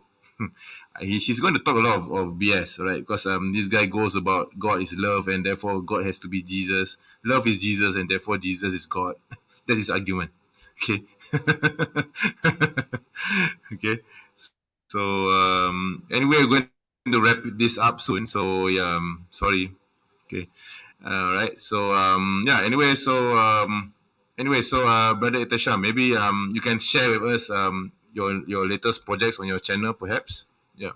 Anything new that you're planning for? Yeah, I'm doing. I'm refuting all APUS videos. Islamicize Me is going to be refuted. Or I'm going to redo why the Islam. APUS, not anyone else? Why APUS is more popular. Yeah. APUS is more popular. So Shamoon's not that well known. David Wood left. David Wood left YouTube, if I'm remembering correctly. He didn't leave. By the way, he didn't leave. He didn't leave. By the way, he has a new channel. No, what I meant was name. Like he left the he left managing technically a YouTube he left. channel. Yeah. Like he you know what I mean? Like he left his channel. Like he left his channel. Yeah. So that's what I mean. Yeah, so like the only person out there that's popular and is misleading the masses would be APUS now. And it's very easy refuting his content. It's like you need to do a little bit of research. Yeah.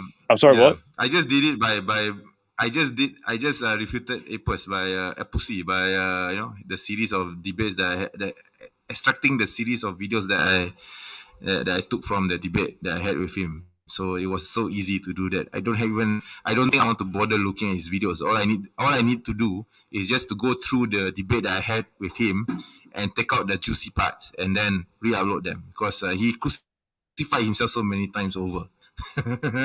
Yeah, you know something funny? Yeah, there was one point in the debate. There was one point in the debate where he denies that Muwatta Imam Malik is a fake book. I saw that. Yeah, I saw that. Yeah, and then he was relying on the reliance of the traveler. Will you believe it?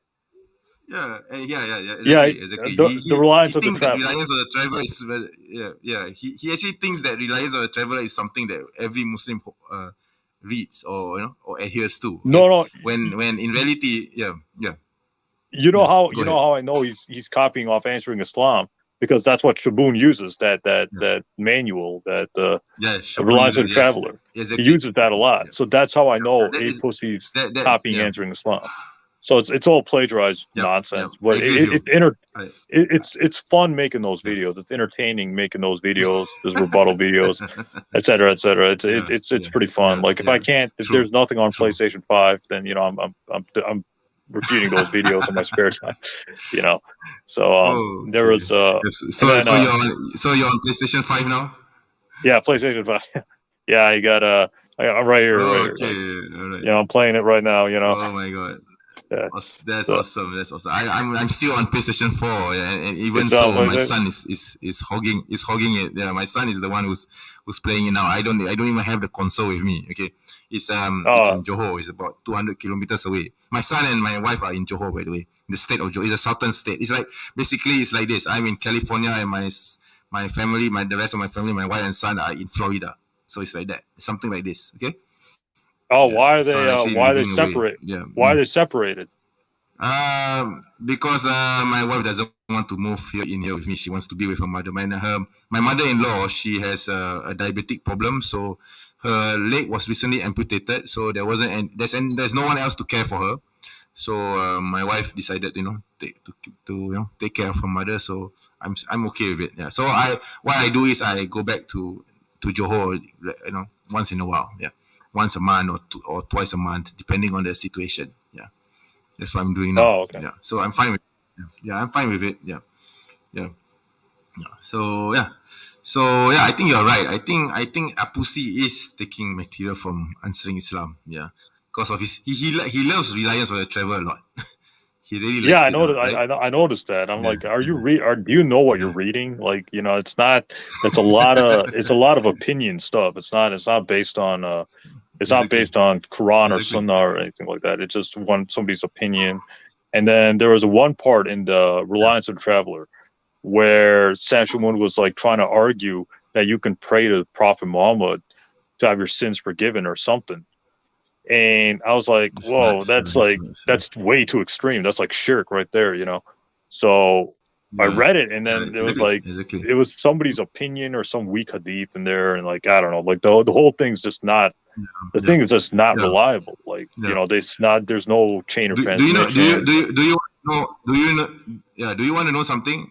You see in this region, in the Nusantara region, Malaysia, Indonesia, Brunei, Singapore, we are mostly Shafi'i. Okay, we are mostly Shafi'i, adhering to Madhab al-Shafi'i. But we have never translated Reliance of the Traveller in our mother tongue. Okay, see the irony there? Because Reliance of the Traveller is supposed to have been written by a Shafi'i student, okay, or Shafi'i, someone who adheres to Madhab al-Shafi'i. But we don't have that. We don't have that Reliance of the Traveller in our national language. Okay, we have Kitab al-Um, we have Muwatta, we have Subuhus Salam, we have Bulughul Maram. Bulughul Maram was written by Ibn Hajar al-Asqalani, by the way. We even have Imam al-Ghazali's works in Malay, in the national language. But we don't have Reliance of the Traveller in the Malay language. Then do you see the irony there? Because we are supposed to be Madhab Ashari, you see? Yeah.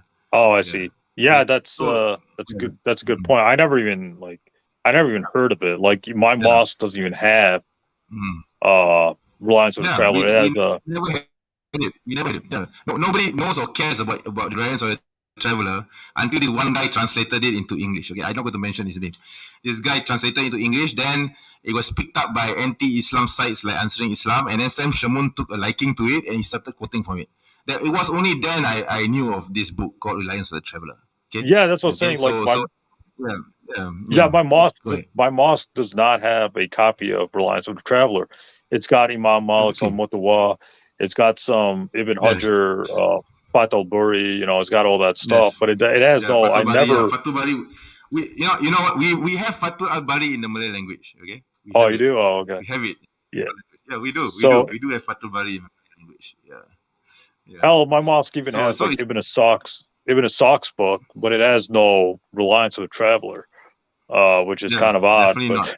It's so, because it's so obscure and nobody cares about it. Because we already have authorities like Ibn Hajar, who else? Imam Malik, even Shafi, even Kitab al-Um. We also have the translation. It's like 7 or 8 volumes of Kitab al-Um, and then we also have I think there's two books that Imam Shafi'i wrote, right? It's al-Um and another one. So the other one, we also have that as well in the Malay language. So why do we need Reliance of the Traveller? Because Reliance of the Traveller takes its information from Kitab al-Um and all the other writings by Shafi'i. So we don't need Reliance of the Traveller, you see. So that's the thing. Okay, so let me share this comment. Hang on. Okay. There's this comment. I think the question is for me. Okay. Wait, I can't see it. It's not loading. Okay, it's loading very slowly on my. Okay. Does MENJ still write for the website that rebukes Answering Islam? Currently my website Bismika Awahuma is pretty much on hiatus. Okay, it's still there. The site is still there. You can actually go to the site and read the articles, but I have not updated it since Nabi Qureshi died. Okay, the last article on that page, on the latest article on that site, was when I wrote a scathing criticism of Nabi Qureshi. If you go to my website Bismika Awahuma, I think you still remember it, Brother Etasham. Yeah. No, I read that piece, and then I watched the video of Nabil Qureshi dying. He's like, "Oh, Jesus, help me! Pray to Jesus. He's gonna help me in the last hour." I'm good. So that's like 100% proof you should not convert to Christianity. So Jesus, he's not gonna help you, man. He's not gonna help you. That's 100% proof that Christianity is false. Yeah, whatever it is. Exactly. Whatever it is that the Christians worship to, that entity is not going to help them. Okay. So. Oh my God! And you know what happened to his master, right? Ravi Zacharias. What happened to him in the end? Oh yeah, that perverted psychopath, that perverted freak. He's like sexually harassing women or whatever. And then David Wood is trying to come to his defense. So there's no defense there, man. He's trying to come to his defense, and then it's kind of like hypocrisy. Ravi Zacharias, I don't know. His daughter was so embarrassed by the whole incident that they decided to shut down RZIM. So RZIM is no more. Okay. It's no more. So basically Ravi Zacharias' legacy is gone. Okay, once he died, he passed away, and then the news of his scandals broke, and then his daughter was so ashamed that she decided to close the whole thing down. So there goes his legacy, man. I mean, what's the point, slotting away, doing all that so-called evangelical work, and then in the end you have it shut down. So Yeah, there goes everything. Right? It's kind of crazy. They both died from cancer. Ravi from bone cancer and Nabil from stomach cancer.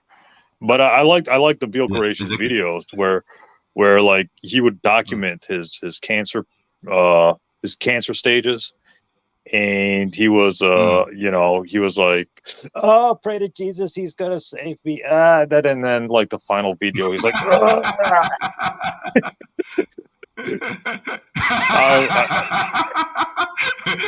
That's so funny. Oh my god, that's so hilarious. Oh my god. Okay. And then that's so funny. Oh we shouldn't talk.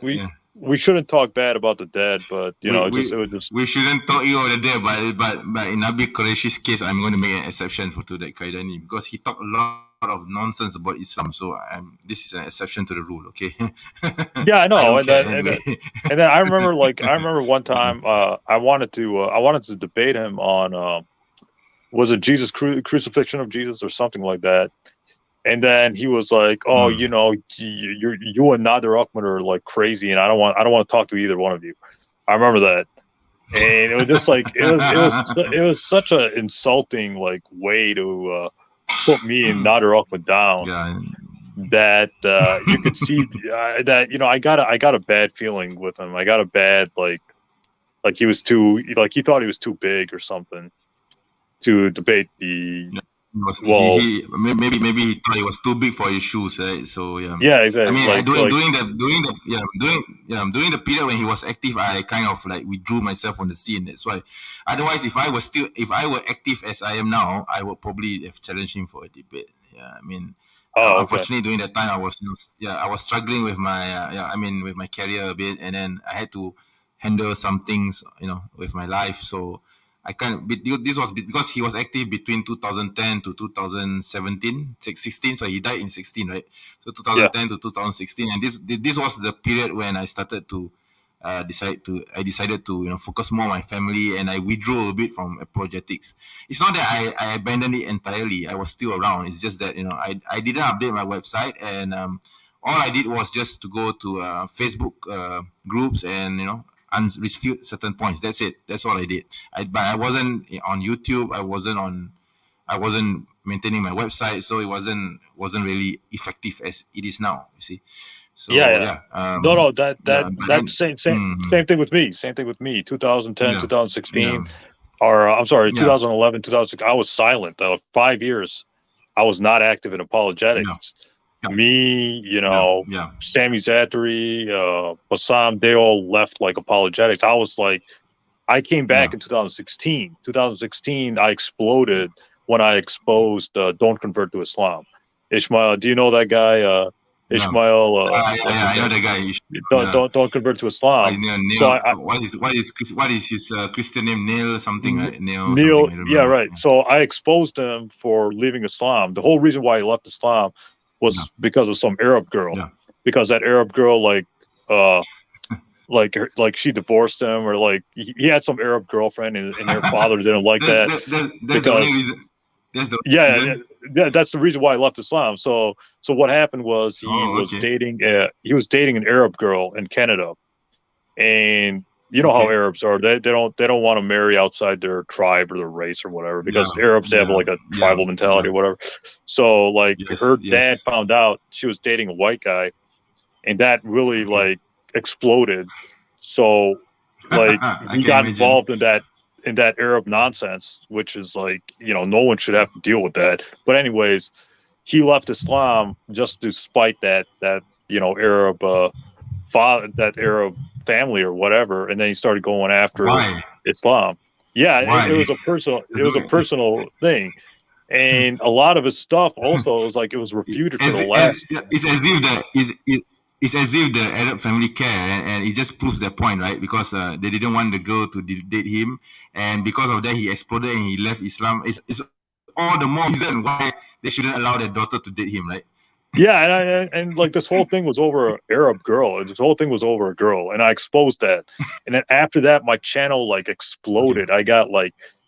I got like hundreds of subscribers, thousands of views on that video. Cool. I was surprised. I was Mashallah, like, that's cool. dude, this is just me, talking against this guy, and then it exploded. Do you still have, yeah. Do you have the link to the video? I would like to watch it. I don't think I watched it. Yeah, go to my channel. It's there. If you go to the popular uploads, it's somewhere there. I didn't take it down, but it just kept exploding. I'll look for it. Yeah, so this was back in 2016. So Neil apparently thought he could be the next. He could be the next Nabil Qureshi, which didn't work. Nabil Qureshi was popular because of David Wood. Yeah, exactly. Because of David Wood, he was popular. Nabil Qureshi was popular because of David Wood, but Neil didn't have the backing of anybody. He just left the song on his own. Yeah. So I think he wanted to try to recapture that, but it didn't work or whatever. So he's kind of irrelevant. Him and Abdullah Samir and all those guys, they're not as relevant as they were a few years ago. Yeah. So he's not active anymore, right? Neil. Who? I mean Neil. Yeah. No, I think he is, but he just doesn't upload anymore. He doesn't upload anymore. Who knows what he's doing? He's probably trying to date some Mexican or some Hispanic girl or something. Like, I don't know. Who knows what's going on with us? Yeah, I don't give a shit anyway. Yeah, right? Exactly. It's all right. Let him do whatever he wants. So, Islam is still the fastest growing religion in the world, right? Yeah, I know. So look at their. Go ahead. Sorry. Yeah, look at their efforts. They try to steer people away from Islam, but the more they do that, the more backfires against them. You ever notice? Exactly. So anyway, we have reached the 2-hour mark. So I'm just going to give another 2 more minutes. If there's any new questions, let me see. There's a question for you. Okay. There's a question for you by brother Super Hydra, I think. Yeah. Okay. Let me share it. How did Etasham meet Bad Ehrman? Oh yeah, so this is a pretty good story. So in 2016, that's when I decided to get back into apologetics. So this was the right time. So what happened was Dr. Ehrman came to my state to give a lecture on Jesus and the Jewish law. So was he an atheist by this time? Yeah, Ehrman's an atheist. Yeah, Ehrman's agnostic or atheist. I think he's. I'm sorry. What? Go ahead. What? Sorry. What were you saying? Was he an atheist by the time when you met him? Ehrman? No, was he an atheist by the time you met him? Yeah, Ehrman. Yeah, he's always going to be an atheist or agnostic. He's not converting to. Okay. Well, I don't think he's going to convert. But anyways, what happened was in 2016 he was coming to a local university. So I knew that university. I knew how to get there and shit. So I went there and I listened to a lecture. And after the lecture, he was taking questions, taking pictures, etc. So I had like a 5-minute chat with him. And he's a real nice guy. He would answer all my questions, etc., etc. And he was. I told him about Islam. You have very deep knowledge of. I could tell that you have very deep knowledge of New Testament. It could be because of him. Yeah. Who, me? Yeah, you. Yeah. Who, me? Me? Yeah. He's a nice guy, and I shook his hand, took a picture, and all that stuff, and he answered all my questions, and we both debated James White, and we don't take James White that seriously, so we both have that in common. I think a lot of my viewers know that I don't respect James White at all. I don't have much respect for him, but I don't think James White is active in apologetics anymore. Anyway, he's not active anymore. He isn't. Oh, he's not. No, not anymore. He's doing podcasts about his trips and about his. I don't know. He's going on a hippie stint. I think more of a hippie stint, reflections on life and all that kind of thing. He's still running his podcast, but it's no longer about apologetics anymore. I mean, I know that he used to create podcasts attacking Islam, questioning Islam, and all this, but not anymore. Oh, okay. No, he's very crazy. I got a very creepy and I got very uncomfortable meeting him. He's very crazy. I thought Wood was like the psycho, but this guy, like, he's just crazy. Like, I don't like him. I don't respect him at all.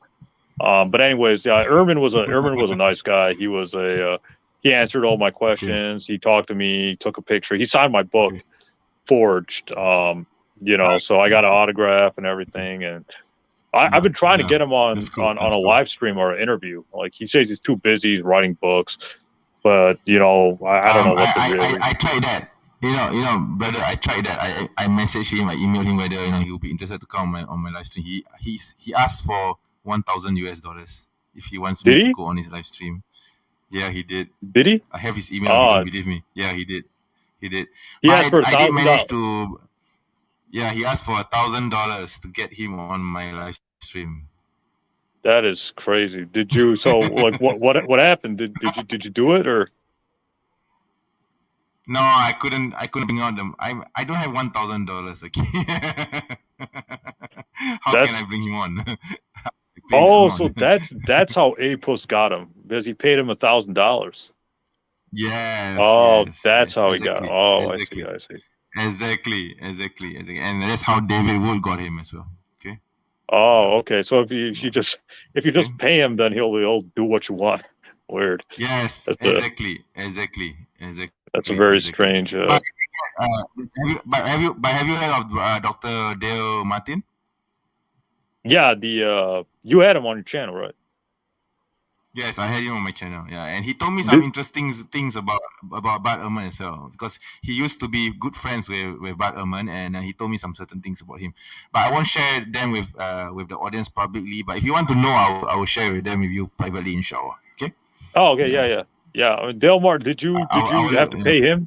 Did you have to pay him to get him on the? No, not a cent. And I'm actually talking to him privately. In fact, I have private sessions with him. Oh, okay. Offline. Yeah. Oh, okay. Yeah. Nice. Okay, but I have something interesting. He told me something interesting about Ehrman. Okay, so maybe I will share. I'll tell you why and what it was. Maybe perhaps after this show. If you don't want to go public, if you don't want to go public with it, you don't have to go public with it. I don't think. I don't think it's fair on him to share with it publicly, because he told me he confided in me, so I cannot betray his trust. But I can tell you, because you are a personal friend, and also you have meetings with Ehrman as well. So maybe you would want to know. Okay. Yeah.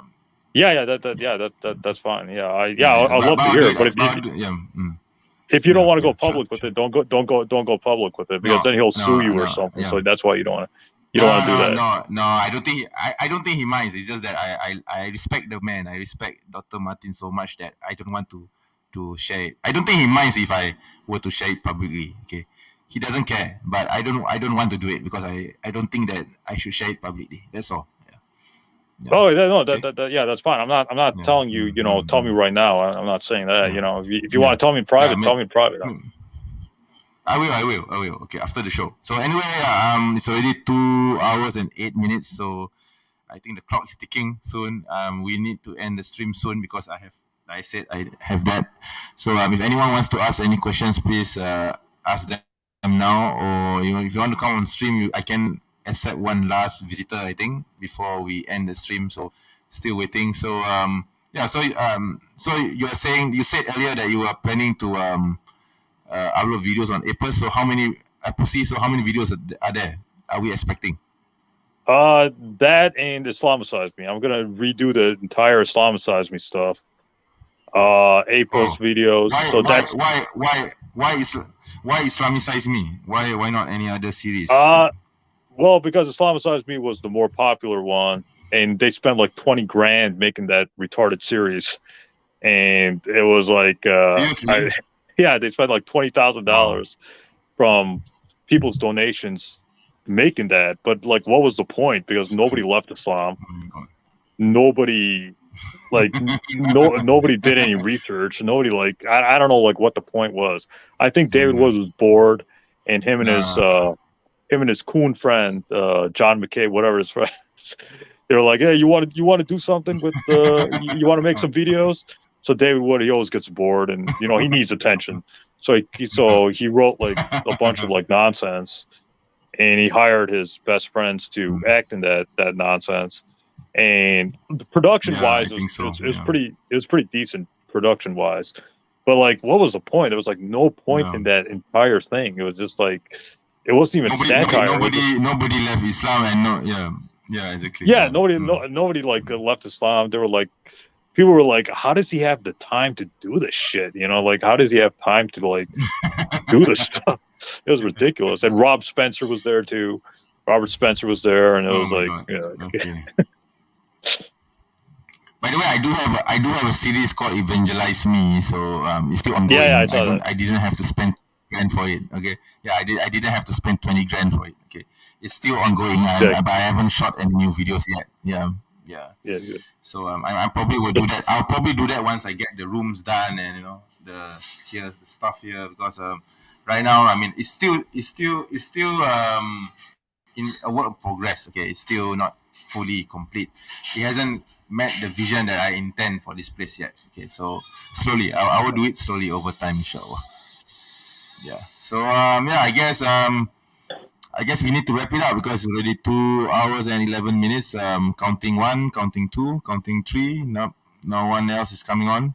I guess So we actually had at one point we actually had about 12 viewers. Now he has gone down to 7 viewers.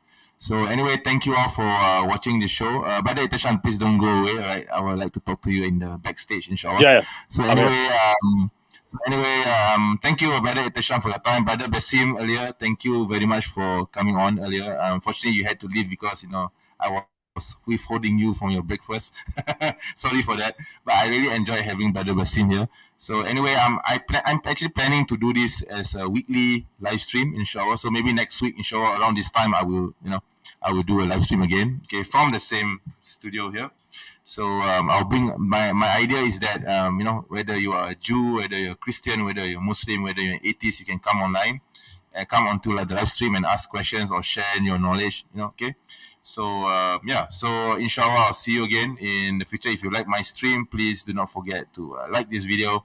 If by the way, don't forget to go to Answering Christians 1. That is Brother Etasham Gulam's channel. Please support his channel. Okay, please it's right there in his frame. Okay, and please don't forget to subscribe to my channel, because I've noticed that there are a lot of viewers, or there are a lot of people coming to my channel, but the majority of viewers are non-subscribers. I really cannot understand it. It's like 80% are watching my videos, but they're not subscribers, and only 20% are subscribers. Okay, it's a very weird ratio. Okay, but anyways, I hope that please do subscribe to my channel, because this helps in every way. All right, so inshallah, I'll see you again. Assalamualaikum warahmatullahi wabarakatuh. Yeah, thanks for having me. Yes, likewise, brother. Yeah. So I'm going to just play this video and then we will end this, right?